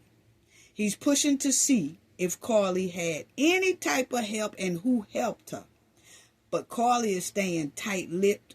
Her lawyer keeps saying, oh, no comments. None of that. None of that. So Alabama law enforcement want they $18K, but they don't want it in no 30-year time. No. And we agree with the chief. Yes. Carlee done wasted all type of tax dollars fooling around with her trifling lie. This backyard Barbie told a quick lie. And like I said, if she don't tell, she need to be on them highways and byways picking up trash. Carlee had the law enforcement in the state of Alabama all up in them woods. Airplanes all over the place. I mean, you know, the helicopters. The law enforcement all up in the woods getting ate up by mosquitoes. They dodging snakes and alligators, stepping in swamp water, sweating, hungry, tired, working overtime, fighting sticker brides and stuff all off through those woods, traveling in those deep wooded areas for Carlee and an invisible baby and a fake kidnapper. And then Carlee gets 30 years to pay $18,000. But look at her head, family. Her head, her hairdo is more than that. Look at this. Her hairdo is $150 a pop. She got it all colored in the bronze and the black hair color and all that, all designed up. And she walking in there paying $50. No, Carlee. No, hell no. She need to be paying more than that. And if Carlee don't want to pay or tell law enforcement where she was, I feel she need to be put in jail. Alabama residents are not happy about this right here. When this chief came up here and told this here about Carlee only paying $50 a month, and we looking at her hairdo, we looking at her miniskirts, we looking at her Apple Watch and all this stuff that she wasting off in there with, just done sashayed up in there, paying $50, but got $100 hairdo. Oh no, walking in there with $50 with an Apple Watch. Oh no, walking in there with $50 with a miniskirt outfit on. Oh no, with a suit outfit on. Oh no. We want our money. Yes. And then she won't cooperate with telling where she was or who helped her. Yeah. And if you don't tell who helped you, at least tell where you was. They can't give you more time for that. Just say, oh, you know where I was? I was actually behind a hotel, sleeping in the grass. That's all. She won't even do that. Because she's scared it's going to lead to the people who might have helped her. She was gone 2 whole days. But that chief is looking for more answers. He's looking for more answers from Carlee. And it looks like he gonna get it. It looks like he gonna get it. He ain't let it go yet, family. He didn't let it go when he was a police chief, when he found out that Carlee pulled the okie doke. And he ain't happy while he's mayor. He ain't happy either way it go. So Carlee gonna have to fork up some type of news, some type of something. Yeah, see? Carlee Russell. He did this a couple of weeks ago, family. Yeah. She lied about being kidnapped, and she was forced to pay $18,000 restitution, but she only paying $50 a month. Look at that hairdo, family. See, every time she walks herself up in the courtroom to either pay her restitution or either she have another court hearing, her hair laid and she wearing suits and stuff. And then got the nerve to look in the camera and throw her nose up at us. Girl, you better give her backyard barber. You better give us our money while you throwing your nose up at us. Them tax dollars you done wasted. So as y'all see, family, 7 days ago, this was about 2 weeks ago now. But yeah, the chief ain't too happy. And he said he still has unanswered questions in Carlee Russell case. Yes. Talking about a toddler going across the road. You toddler yourself and give us at least 150. If not, we gonna need to see you on the highways and byways cleaning up trash and stuff. Yeah. And her parents' story wasn't, because it said down here, parents believe she was kidnapped in Alabama. The parents' story don't even match to me. My opinion, the parents' story smelled like skunk meat, if you ask me too. Yeah. Was they in on it? Just a question. But the chief said it's a very good possibility that she had help. That's what the former police chief said. He is now the mayor. He said he believed Carlee had help in this here abduction thing, okie doke, that she pulled on everybody. Yeah. Look at him. We want our money. Carlee got all these here wigs and stuff. She wearing one of them Tiffany Henyard wigs. But hey, we need to pawn that too. We need to pawn their wig and get our their money. Okay? Because them $50 ain't going to work with them Apple Watches and all that. Now, family, I keep y'all updated, but the chief is not letting Carlee go. Nah, he not letting this right here situation go while she be wearing her little Gucci bags and her little Apple Watches and her little mini skirts and have her hair laid and all that. That's a slap in the face. She coming in there looking like a $500 woman, but then gonna pay $50 on her restitution. No. They need to up the ante on Carlee. Anyway, family, as y'all know, here in the Nolan Wells case, it's so much going on with this case right here, family, till I don't like really reporting on it due to the fact that when they show pictures of Nolan, oh, this was Nolan when he was over here. This was Nolan when he was on the boat. This a video of Nolan, but you notice all of it to me look AI. Okay? If you look at a lot of pictures that they putting out of Nolan, it looks AI. They look like AI pictures, okay? And you notice that they always got Nolan's back turned. His back always turned. Here go Nolan right here. His back turned, bending down, looking over, or it's far away till they got to put a circle. This is Nolan. It's never Nolan looking up straight. When it is, they show this is Nolan in the water. That look AI.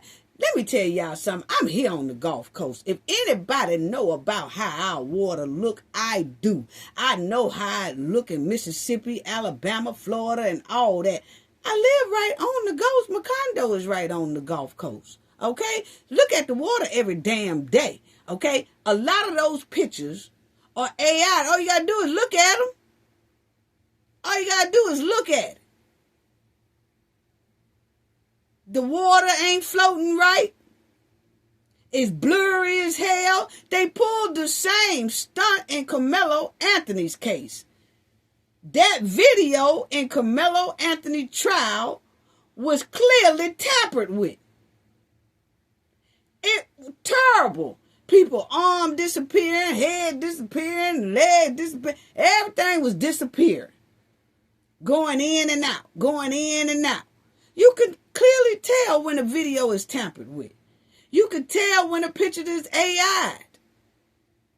You can, if you pay close attention. And that's what a lot of people are not doing. They just taking a lot of these photos and a lot of these videos and saying, this is it. This is vetted. No, it's not vetted. Nowadays, you need an expert to kind of tell you what's real and not real before you even can damn near report on it. Because a lot of this stuff is fake. But they want to tell us, this Nolan over here in this picture, this Nolan over here in this video. See, let me circle it.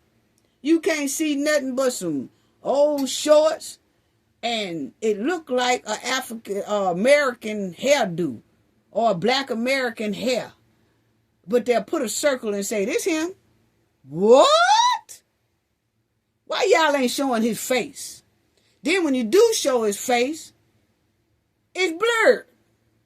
Or he supposed to have on shades. Nolan is not wearing no shades in every damn picture. And if you notice that the pictures that his mom put out for us to see who Nolan is when she was looking for Nolan, she didn't give not one picture with shades on. Nolan don't really take pictures with shades on, according to the pictures that his mom and dad is putting out. Nolan is a handsome child. So he don't need to cover up every time. Okay, if he on the back of the boat and stuff with his homies, I can see him wearing some shades and things like that. But they can show us a picture of Nolan and it's always blurred. He got on shades or his back turned. Come on now. Come on now. But anyway, then they released the boat audio. Okay? That was about, 2 weeks, a week and a half ago or whatever. You know, the recordings of the call made from a teen on the boat at Horns Island on July 4th, okay? And they've been talking about that right there, okay? You see how they showed us this clear picture of Nolan and his homeboys. But every other picture we get doesn't look like this. No, it doesn't look like this. Why is that? Every picture that all these people are putting out here are so-called supposed to be Nolan, they blurry. All these here videos that they supposed to be saying, yeah, see, here go Nolan, here go our boat, here go this, here go that. It looks tampered with. And the crazy part that's tripping me out is I know that people have a cell phone. I know that the majority of people with cell phones have taken a video of something. When they're out, when they're with family, when they, whatever. Y'all mean to tell me that a lot of us can't tell when something look AI versus when it's coming from a real cell phone camera? Unbelievable. Unbelievable. Well, you know it can look real. Yeah, it can. Yeah, it can. All you got to do is look at it. Why is it so damn blurry? We said the same thing in Karmelo Anthony case. Why is y'all surveillance or y'all videos and all that is blurry? But then y'all can show us pictures of something else and it looks like this right here y'all see on the screen. You can see the features. You can see the tattoo. Hell, you can damn near see the beer can. What kind of drink they drinking and all that. You can see all that. But then when it's something that they want to confuse you with, everything is blurry. Come on now, people. Come on now. That's why I just said I'll just wait on the autopsies, and I just wait to see what the grand jury gonna say and what type of evidence they are presenting and talking about, because all this other okie doke hoax and all that stuff, nah, dog, you ain't finna get me. My job was doing investigation for over now 35 to 40 years. You can see the cross on one of their necks right here. That's a cross. Look very closely. That's a cross. See that cross on his neck right there? Uh-huh. They ain't showing y'all pictures that clear, huh? They ain't showing y'all videos of Nolan that clear, huh? Y'all see Nolan teeth? Mm-hmm. Mm-hmm. That's when you can say, it ain't no doctored photo. Mm-hmm. Mm-hmm. Mm-hmm. Gotta pay attention. Gotta pay attention. Because a lot of these pictures and videos and stuff are put out there to redirect the narrative. To stop the truth. To start confusing the truth along with fake information. Yeah. That way it makes it harder for this person's demise to be investigated. It makes it harder for the person to get justice when you start tampering with stuff. They did the same thing with Shanquella Robinson. They started throwing out fake copies of pictures and videos and stuff like that. Fake people on telephone, line. They started doing all type of stuff like that. That's to hinder the investigation. That's to hinder people. That's to throw people off. And then when you follow the fake stuff, then the people who's trying to get out of trouble can then holler, oh, I want to hold these people accountable for telling a lie on me. Even though they most likely was a part of putting out the fake stuff. Just to confuse people. Pay attention, family. Please do. Please do. Knowledge family, please pay attention. Okay? Now, I don't know which one of these jokers on the screen, if they are involved in Nolan's disappearance, his demise, or not. But I can tell you what, their stories smell like skunk meat at its finest. Yes, it do. From beginning to end. That's my opinion. Okay? Nolan all of a sudden want to stay on a island by himself with some girl so-called Katie, who they saying, oh, he stayed on the island with a Katie girl. Then the Katie girl say, no, he didn't stay on no island with me. I just saw him for a brief second and then he was headed back with y'all. Okay? Then they say they don't know the Katie girl that good, but then they turn around and they had some interviews with an Officer Tangerine, and then the Officer Tangerine had them on there, and then one of them said that they was texting Katie. Well, I thought y'all said y'all didn't know Katie that well. Thought y'all said that Nolan didn't know Katie that well. But all of a sudden, people know Katie that well enough to text back and forth with her and ask her, have she seen Nolan? It's just a bunch of skunk meat to me.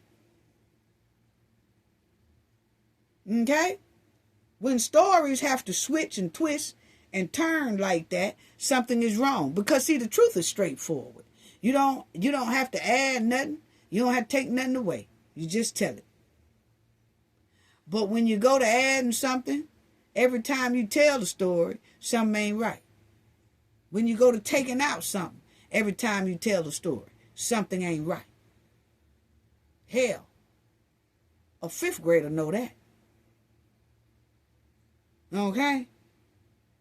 But people are so used to playing on people's intelligence to they feel like people are supposed to believe anything they say because they're so used to playing with people's intelligence. Okay?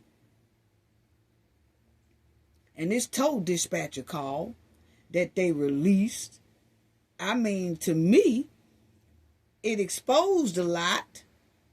It answered a lot.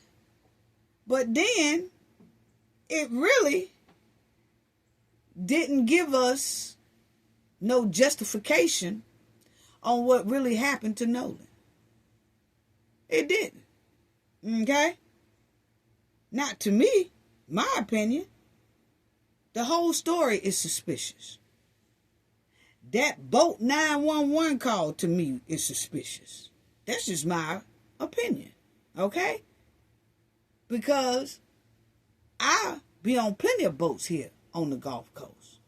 And I could tell you what, if one seemed like it's sinking while we on it, you best to believe I want everybody that you can get your hands on to get out here before we dip down in this damn water, okay? I want you to get the Marines, the Coast Guard, the Army, the National Guard. I want you to get everybody out here to help us with this here damn boat before this boat go underwater.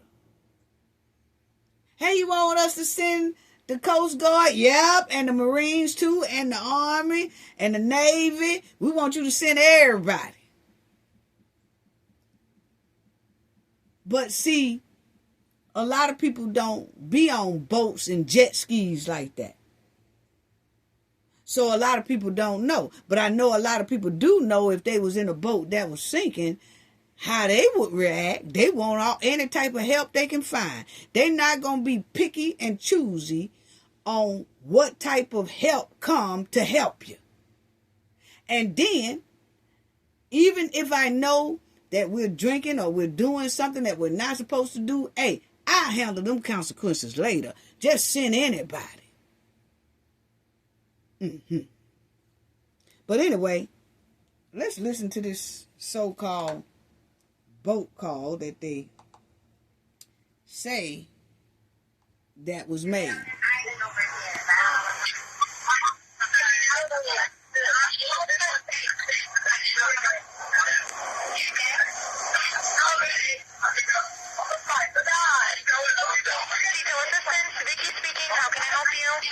Hey, we're at West Tip of Horn, and our village pump stopped working. We're sinking. Can you all please call in the membership? Now, at the beginning of that, I just played the regular one. I know some took out a lot of noise and things like that. It sounds like somebody is saying, is he dead? Oh my God, Nolan. It does sound like that. Okay?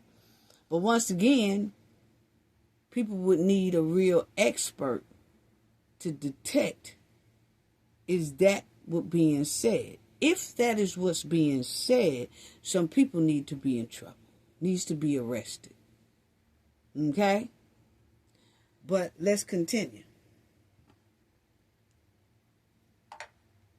How far is the water coming up, sir?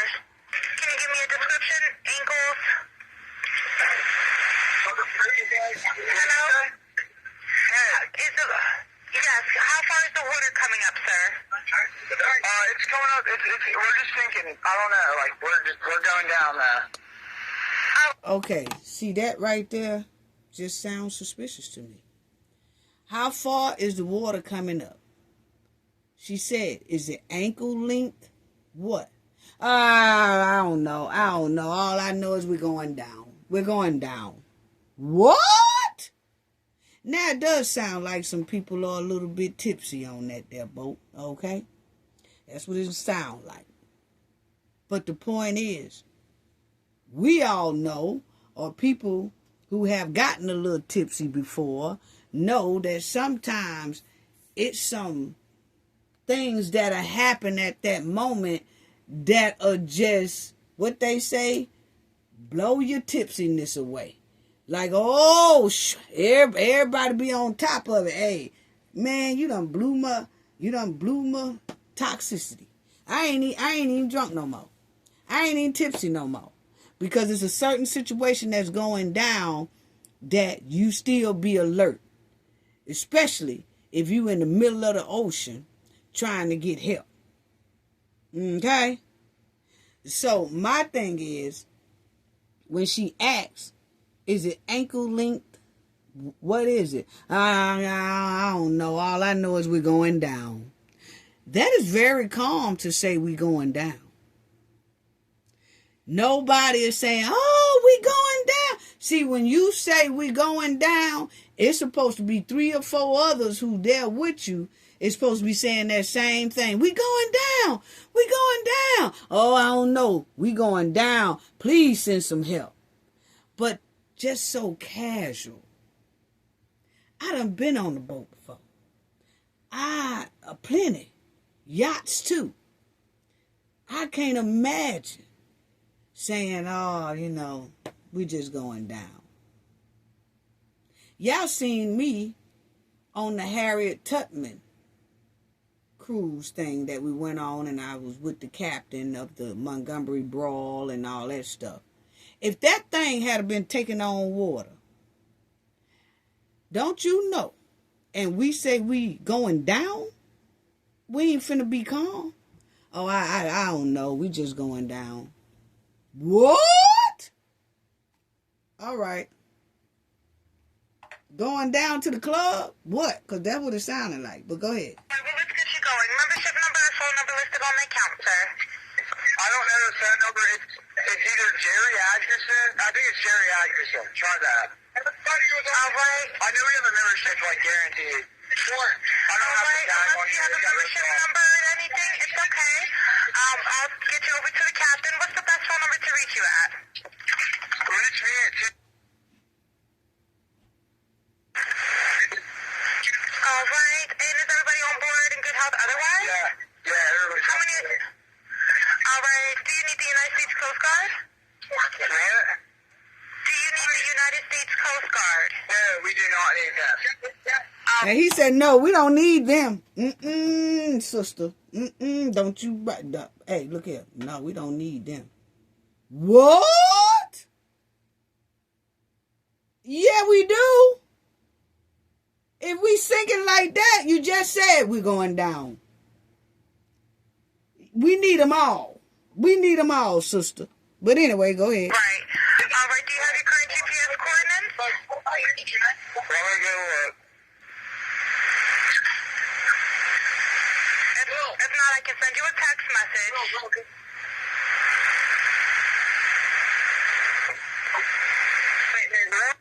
Alright, you ready? Yes, sir. I'm available. Gone.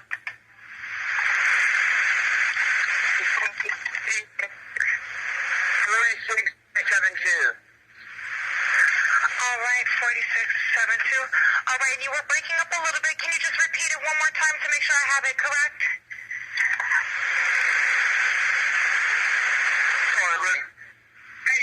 Hello, can you hear me? Yeah, what? What? Breaking up. What? The dispatcher said, hey, can you hear me? Yeah, what? Yeah, what? I'm trying to help you with your nasty attitude. You call me for help. But then you got this nasty attitude to me because you can't hardly talk. Because you sound tipsy. Because you distracted with something else, and it seems like something else other than the boat sinking. That's what is given to me. And I have my right to my opinion. You sound like you're distracted with something else besides sinking. Because I am the person who is supposed to stop or help you get help so that you don't sink any further. So why get smart with me? Yeah, what? Oh, so you really ain't listening to me. What's going on that you can't listen to me? And I'm trying to send you help. I'm trying to get information so that you will get help. But you ain't listening to me.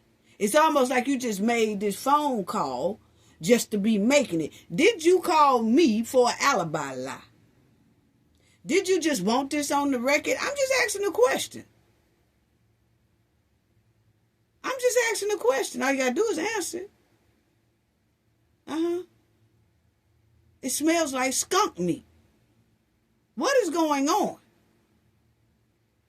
What else is going on? Because if I am on a boat with a captain who is calling for rescue and they not paying attention to the person who's supposed to be sending us rescue, me and that person got a problem.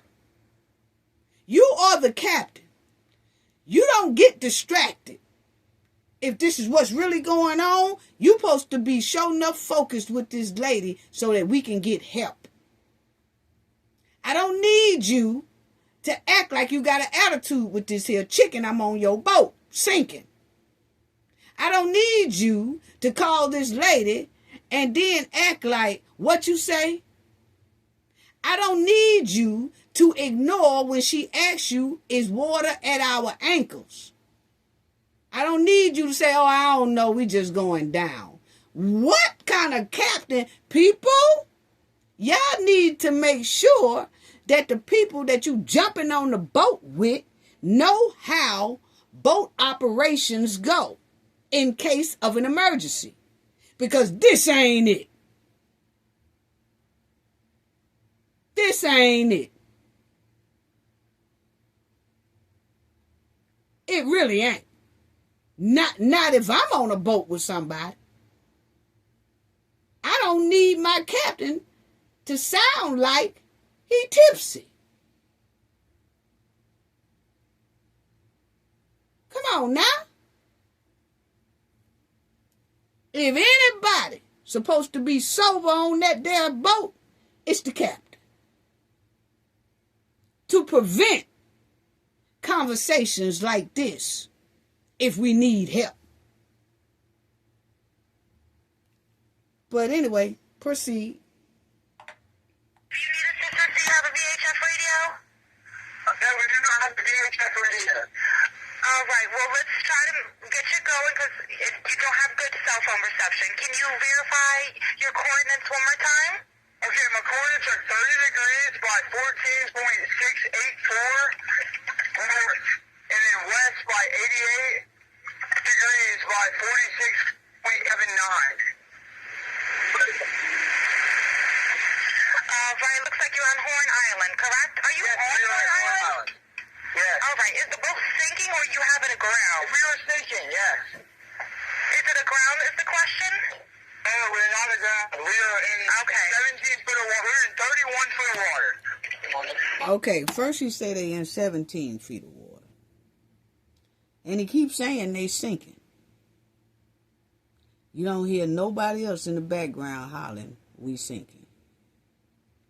And maybe everybody just nonchalant. They cool. But it's just strange to me that I don't hear anybody else saying, oh, Lord, we sinking. Tell her this, tell her that, tell her that. Okay, y'all calm down. I got this. Let me talk to the lady. You just don't hear it. And then I heard some giggling. No, we don't have one of those radios. Then they say 17 feet and change it to 31 feet. Now I'm going to tell y'all, in a lot of court proceedings, if people attend court a lot due to their career, such as me, a lot of times you will hear that number 3. 3 is a number that people seems to grab at, especially when it's a little added information in there. Okay? Not saying that that's what they did, but I do know in the court system, people use a lot of threes, and everything they say. okay, for an alibi that 3 always come up. 3, 3, 3. Sometimes people be telling the truth when they keep hollering those 3s.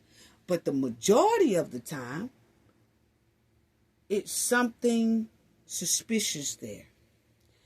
Because that's the number that a lot of people grab to when they're trying to either cover something or don't want to explain everything. That number 3 come up a lot. So I noticed that, Nolan with 3 friends here on the picture.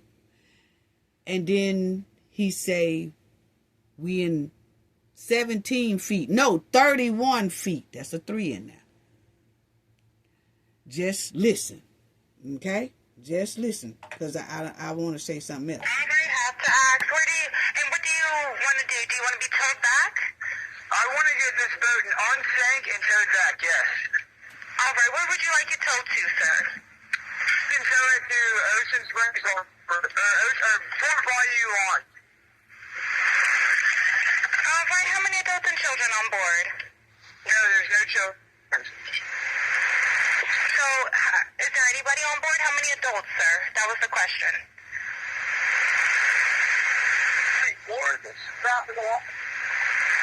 Hello, can you hear me? Okay, so how many people are on board? Nobody says nothing. A captain should know how many people is on their boat. I'm just saying. This is just me for being a passenger on a hell of a lot of boats. Fishing, cruising, partying, all that. We know, that captain know how many people on that boat. Why does it take so long to say how many people are on the boat? I'm just asking a question. What was going on? And if you give a head count, if you're trying to give a head count at the time she asks, why is it that the captain don't know the head count off rip? That's the responsibility of a captain. I'm just asking a question. And them number 3s, we in 31 foot of water. You see Nolan with 3 buddies taking that picture. Then we didn't see Nolan. Last time we seen Nolan was 3 o'clock. Then it was 3:15, 3:30. Then they say, no, it was about 4:30. Still got them 3s at 30. Still got the 3 in there. Okay. Proceed. Jump in and pull the plug while you're going. Hello, sir. Hello. Yep, I just need you to answer these questions so I can get you over to the captain. Okay. How many adults on board? There's 0 adults on board. There's nobody on board the boat? No. Nobody here is over the age of 21. Okay, so it's nobody aboard the boat. Nobody aboard the boat. Why is there anyone aboard the boat when they just said the boat is sinking? Now, y'all help me out here. Nobody is on the boat. So the boat is sinking by itself. So it's just a person that's making a phone call is the only one on the boat and it's sinking. Because he clearly said no one is on the boat. Which one is it? Because he said at first, we're sinking. We're sinking.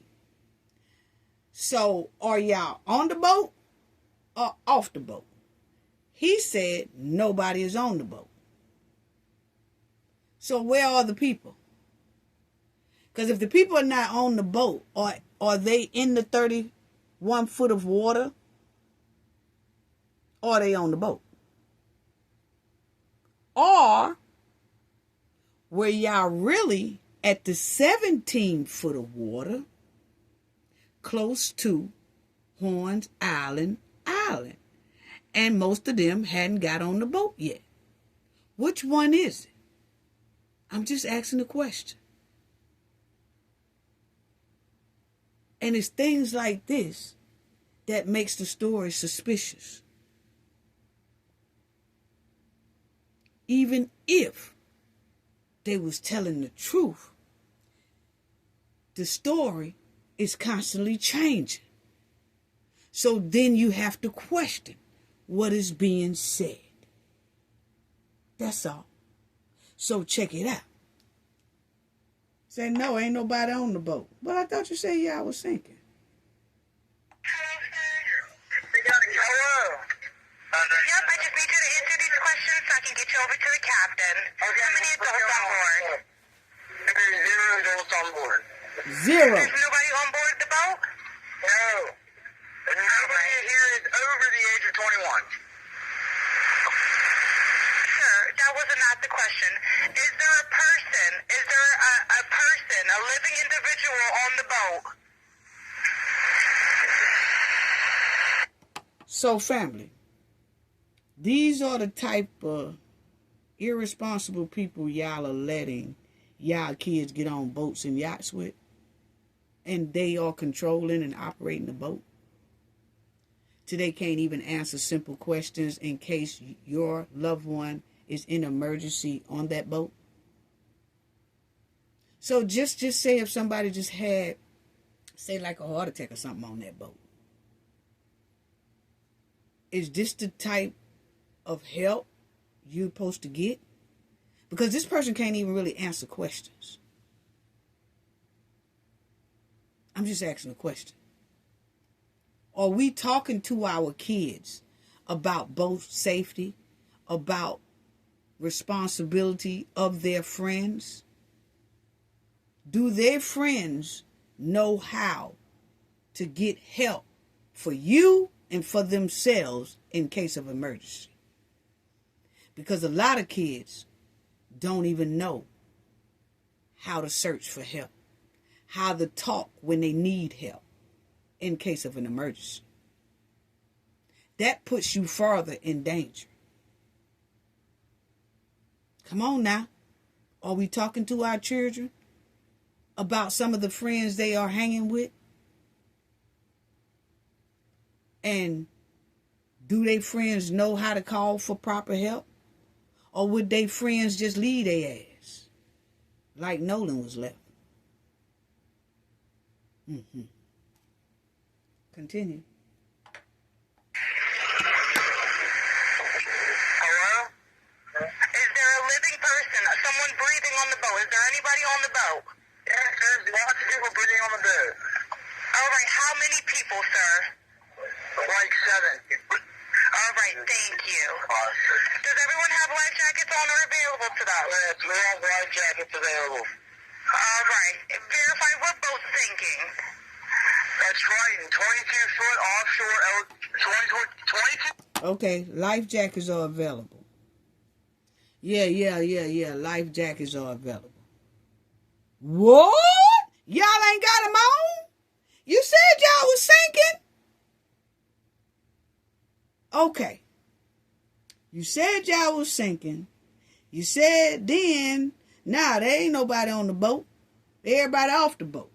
Well, if everybody off the boat in 31 feet of water, nobody is wearing their life jackets. So when she asks, is it life jackets available? Yeah, life jackets is available, lady. We all got them on. Because we sinking. Okay. Wow. Go ahead. Offshore sea flight hole. All right. Please hold. I'm transferring you to the local captain now. This is Captain Seth. Hi, Captain Seth. This is Vicky from International. How you doing today? Doing good. How are you? Good. I apologize ahead of time. I really do. You're going to have... That's another thing. Why is the dispatcher apologizing? I'm just asking a question. Because if someone is in distress, Why am I calling to get them help with another captain? Oh, you know what? I'm so sorry to bother you. I really am. I'm so sorry to bother you, Captain, about some folks out here sinking and shit. But anyway, I'm so sorry to bother you. You okay today? What?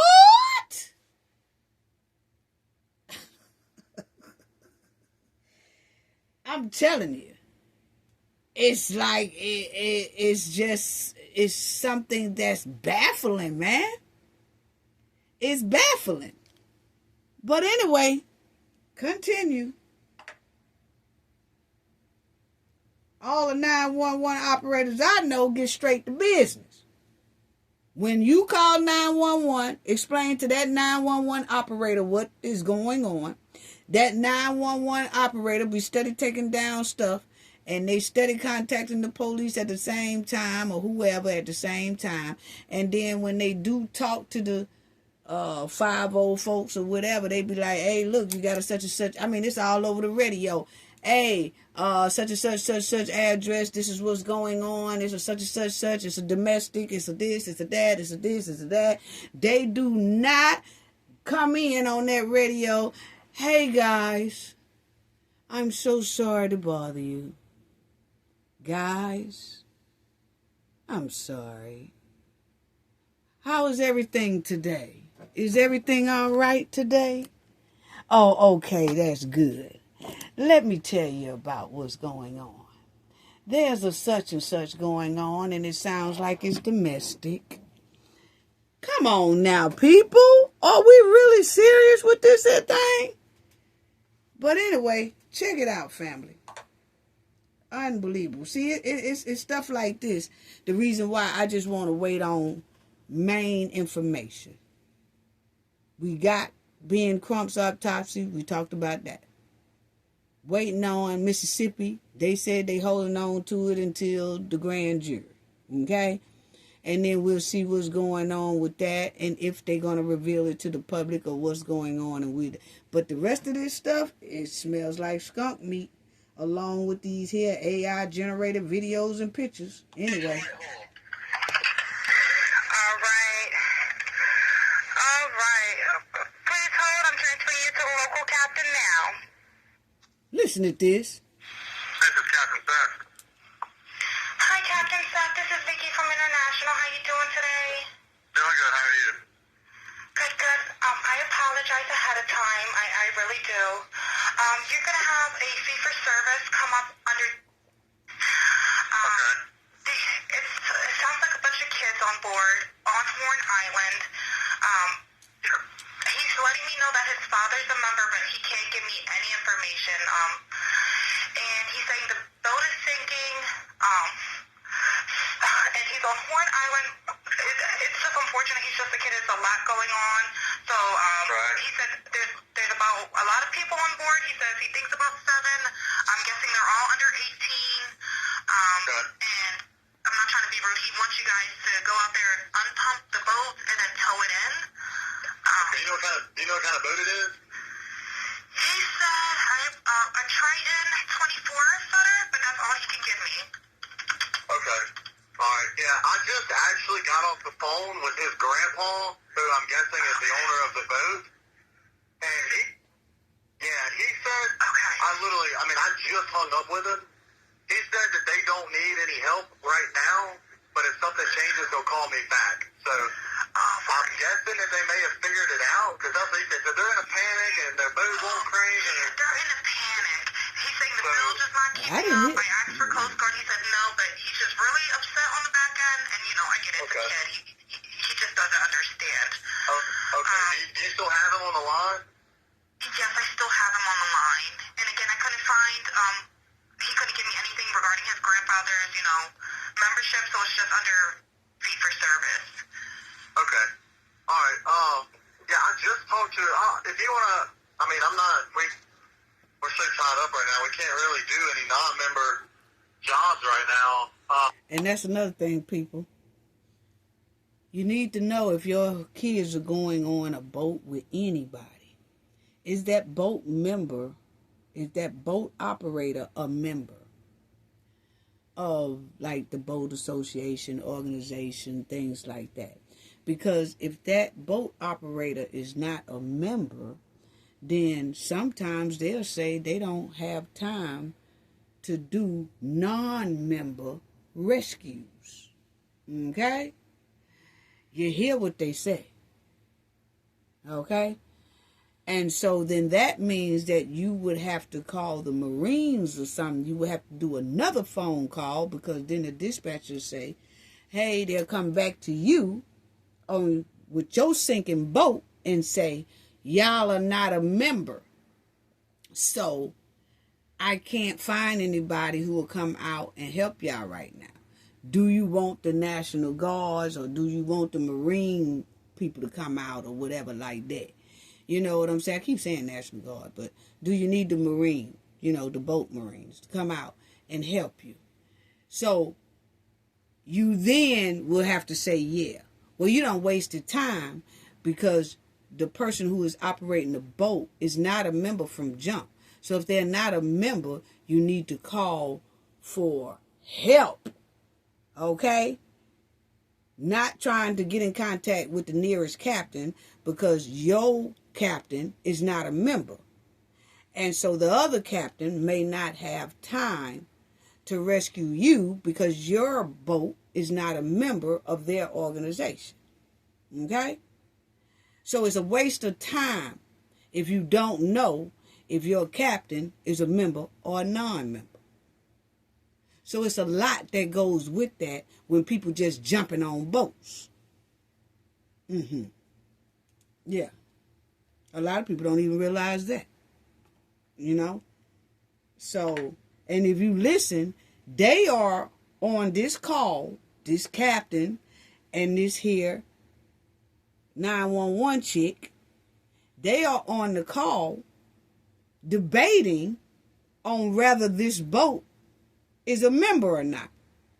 That's a lot of waste of time for a boat that might be actually sinking. Now they trying to find out, is this boat a member or not a member? And if it's not a member, we don't have time for non-members. And do you know if it's a member? I don't know. They say they might be a membership. Well, can you look it up and see if they're a member? If they're a member, then we might can go out there. But right now, we don't have time for non-members. Do y'all know how much time that is that's been wasted with a so-called boat that's sinking? That's why it's good to know all this before you jump your tails on boats. Because you never know what'll happen. Member? Did you find out if he was a member or not? Yeah, but I'm not sure if it's his boat or what. I'm not sure what's going on with it. Yeah, transfer the kid over. I'll talk to him, and then I'll call Grandpa back as well. All right. And did you want me to look up membership number or anything like that to see if he's up? I know you guys are. You can try the cell phone number. Now, to me, family, they talking more about, is this person a membership versus getting the boat some help. I'm just saying, it's just my opinion. How much time has calculated by for a boat that's supposed to be so-called sinking? Okay. Yes, sir. Anything on this one number? All right, yep. He's an active member. Hold on. What kind of boat do you have on there? Same boat? He's one of your members. You have a 22-foot Triton. All right, I'll just disregard this one. I'm going to send you over an accurate one under this one, okay? He's one of your members. You'll get in a couple minutes, okay? So now they realize he is a member. Just transfer this kid over whenever you get a chance. All right, transfer him now. Thank you again, Captain. All right. Stay safe out there. It's crazy. Have a drink. Oh, it's wild. All righty, thank you. Thank you. Bye-bye. Bye-bye. Now check this out. Hello? Are you there? I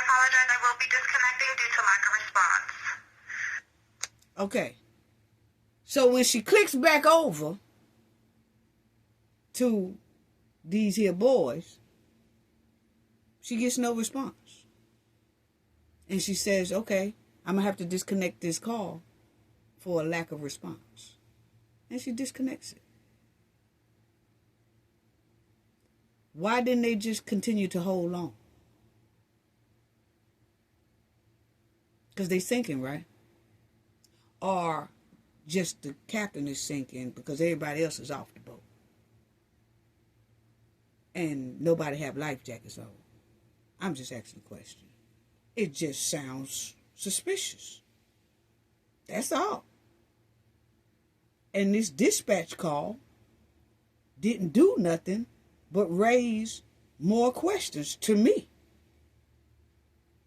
And for Nolan to just have so-called drown, but a lot of the main things that can detect if he drowned or not was left in Mississippi and not taken with Nolan to Washington. It's just all suspicious activity to me. Okay?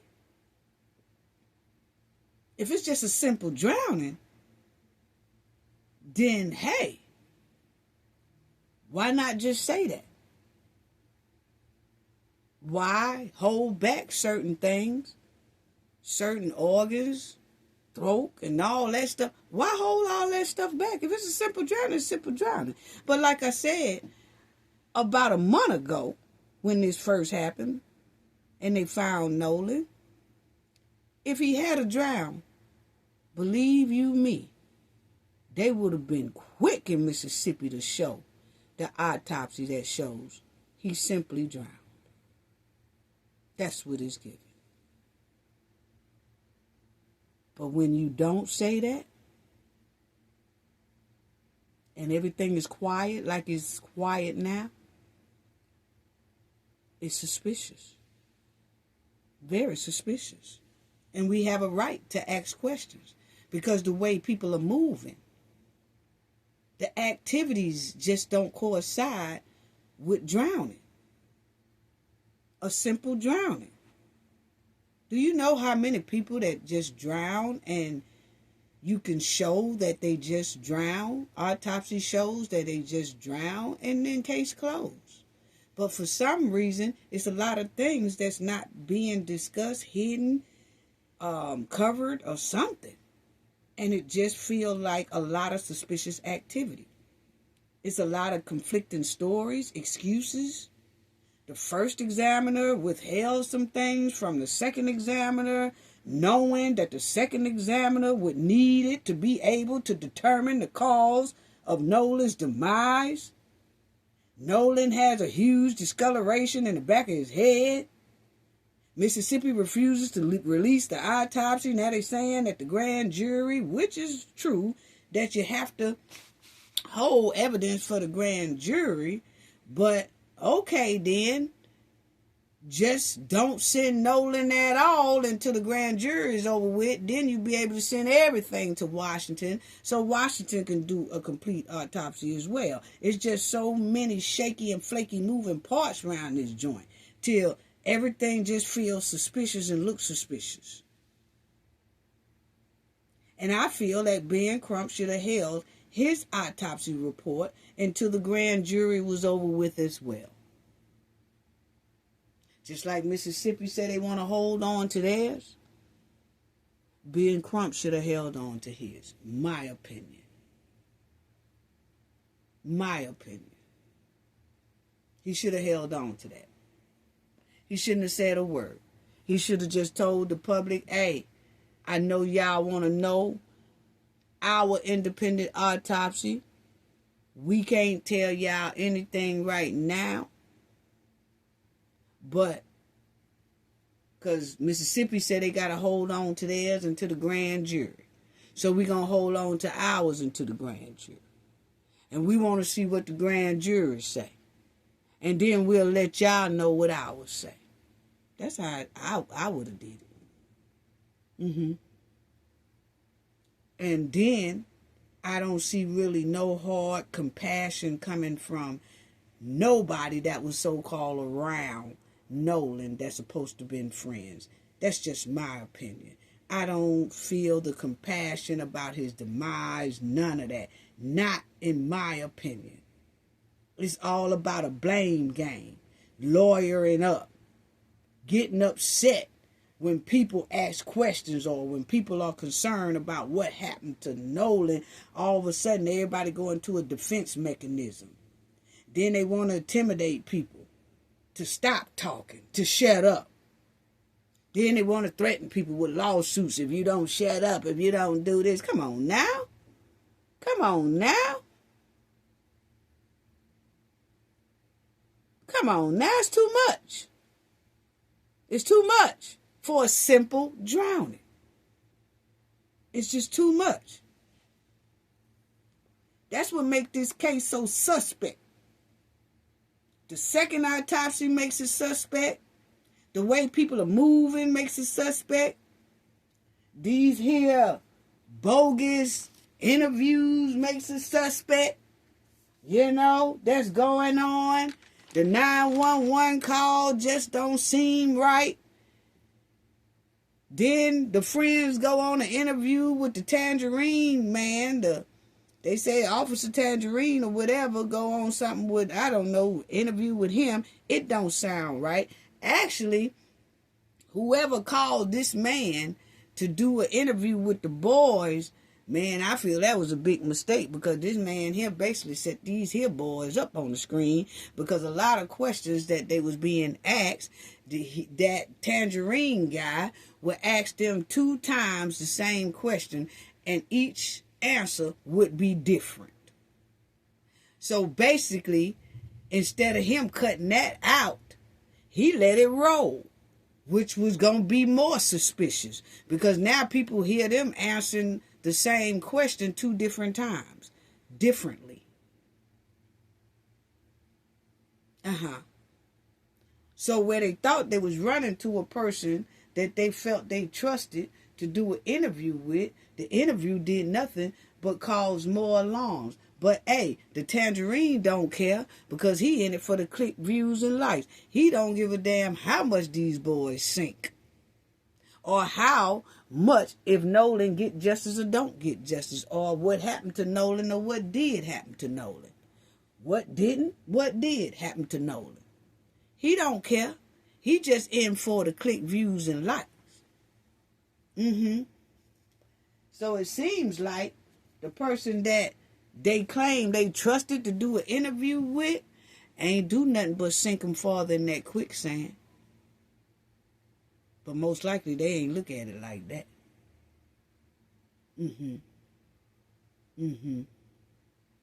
Cause see, that Tangerine did nothing.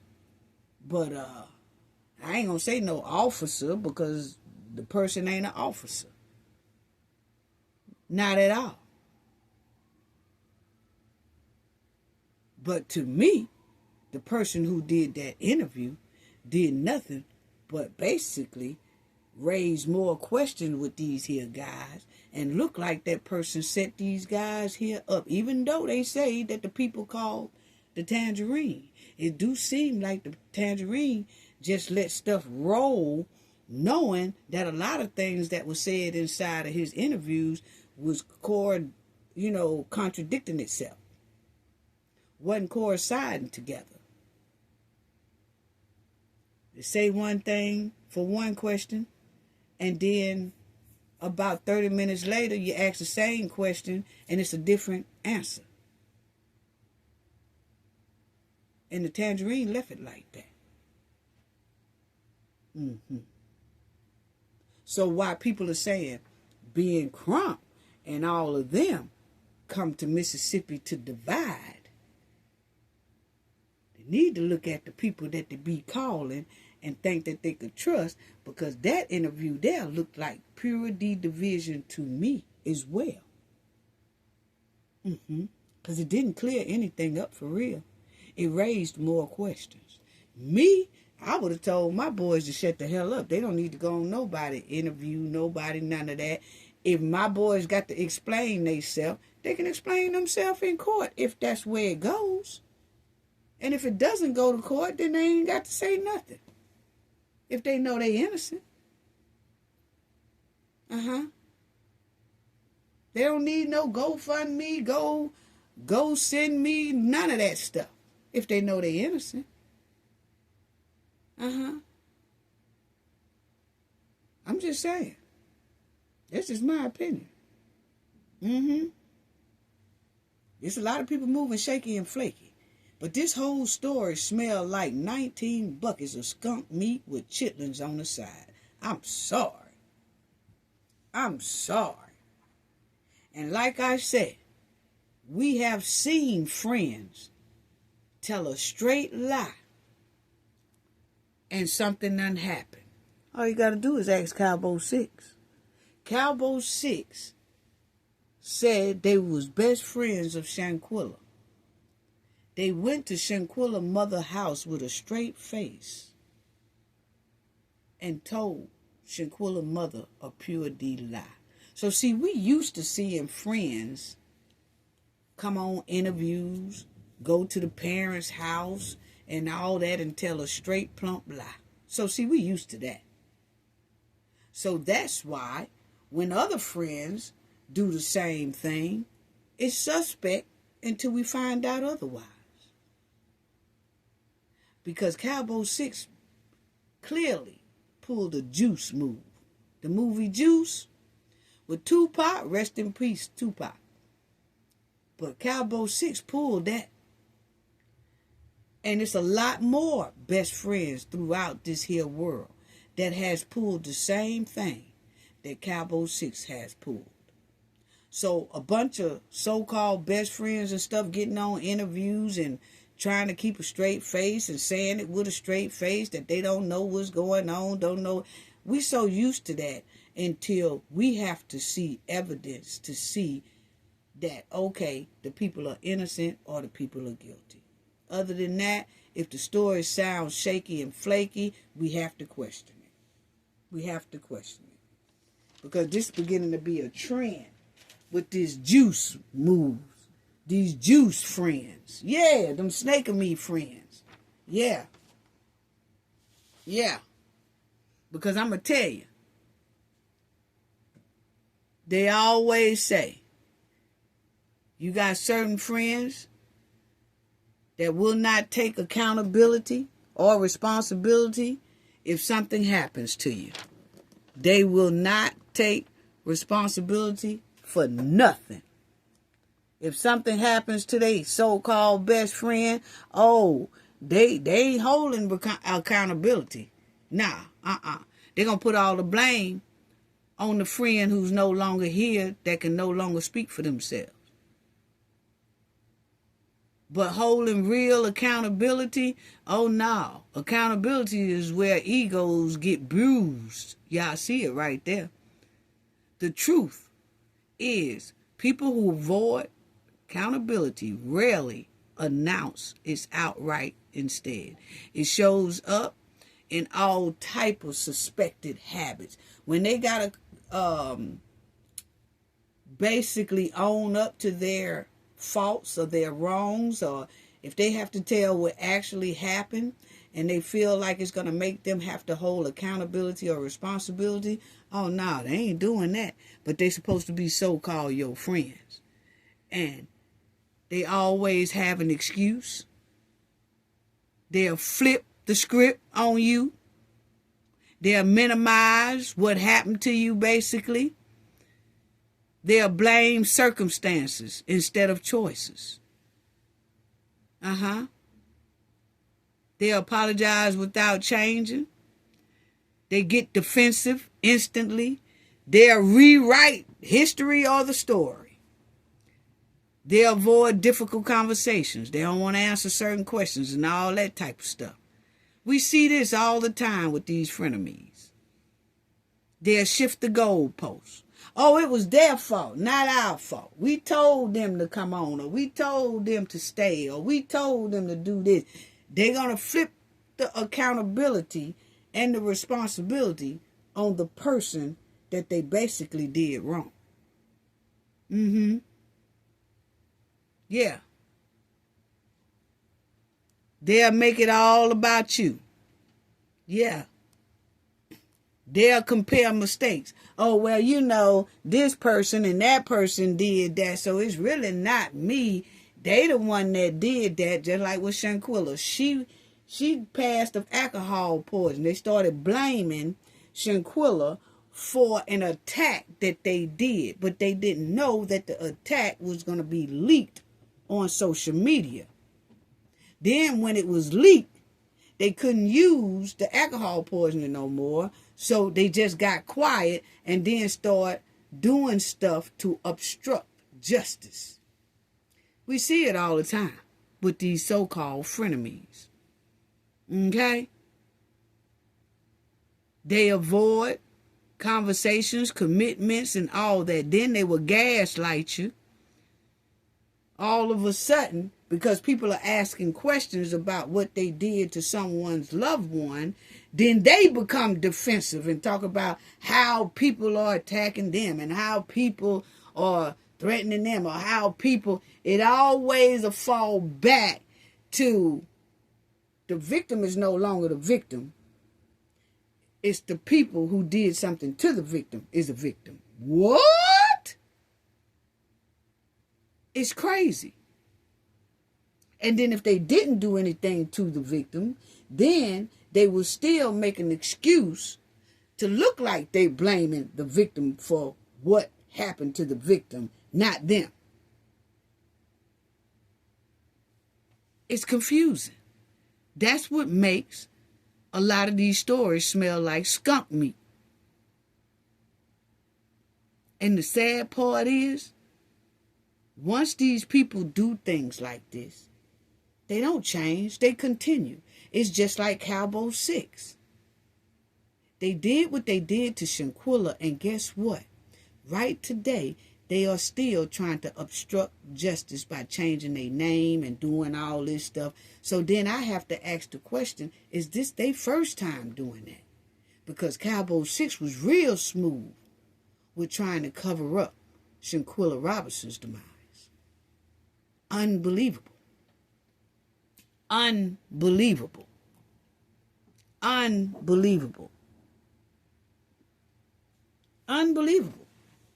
It doesn't matter how long a person refused to hold accountability or how long they refuse to hold responsibility or how long they want to hide the truth, cover the truth, protect the truth from being exposed. The point is, it's going to come out. It's going to come out. A person cannot hide the truth forever. And when the truth is revealed, if it's revealed, if it's any stank in there, they will have to face justice eye to eye. Yeah, they will have to face justice eye to eye. And you know, in that Nolan Wells case, you got so many people in Mississippi that say, oh, well, all over the world, they're saying how the chief jumped to conclusions by saying Nolan drowned right from jump. But ain't nobody in Mississippi saying nothing about how that sheriff just jumped to conclusion a couple of hours after Nolan Wells was found. Oh, he drowned. He jumped to that conclusion real quick. But then when people jump to conclusion and say, this story here don't sound right about Nolan Wells, then Mississippi want to say those people wrong. What? Okay, so your sheriff can jump to conclusions. But when people jump to conclusions and say that this story here don't sound right, all of a sudden they wrong and causing division. Make it make sense. And then y'all notice, here on the Gulf Coast, we have noticed how quiet Mississippi residents are. And I told y'all before that Mississippi residents are very quiet. And a lot of them really hope that people on the outside will continue talking about Nolan Wells' case because they're afraid to do it because they have to live there. And they know that they most likely will be targeted or intimidated or threatened. So they be quiet. You notice the big difference between Karmelo Anthony's case? How the people in Texas stood up about Karmelo Anthony's case. You notice how they was all at the courthouse. You had a lot of people standing outside of the courthouse on both sides. Karmelo's side and on the Metcalf side. But the point is, you had a lot of people speaking up for Karmelo Anthony's case. If you notice Nolan Wells, you don't see that in Mississippi. You don't see that. They quiet. They not trying to do a protest in front of a courthouse. They not trying to do a protest in front of nothing. Oh no, they not. That speaks volumes within itself. See, we here on the Gulf Coast. We see it. You know? And a lot of people in Mississippi, they want to say something, but it's like they feel like they can't because they don't want to be targeted. So they just letting the outside do it. We sure hope the outside help us. That's what it's giving. You ain't seen a lot of nothing. Okay? Now they came out when Ben Crump did his report. They came down to Mississippi and they all came to like the report session and things like that. But other than that, I'm talking about like, you know, in the streets and saying something that the family need answers or what's going on, the grand jury, what's going on with that. It's not a lot of mouth down there in Mississippi. Y'all see what's happening when just content creators or whatever like that talk about this story. A lot of people are trying to threaten them to make them shut up. Don't want to talk about the story. This is 2026. It's time for a change throughout this whole United States. It's time for a change. It's time to start investigating every case the way you would your loved one. It doesn't matter what color that person is. It really doesn't. But that's where we're having a problem at. Certain investigations seem more important than other investigations. And when you go to talking about that people's demise that don't look right, all of a sudden they want you to shut up. Unbelievable. It's just unbelievable to me. It really is. But anyway, friends and betrayal. Yeah, it's all over the place. All over the place. And you just have to pay attention. Keep your head on the swivel and make sure you talk to your loved ones. Because if you don't, your loved ones will continue to hang around with people who have clearly given them signs that they are no good. These type of frenemies give your loved ones sign before anything happens. They give them signs that they need to leave these type friends alone. But a lot of our children and a lot of us ignores the signs until it's too late. Don't be that next person to get taken out by frenemies. That's all I got to say about that. Gain knowledge to prevent blockage. And we all know what that means. The more you know, the harder it is for anybody to block you out from your goals and success. Bye-bye.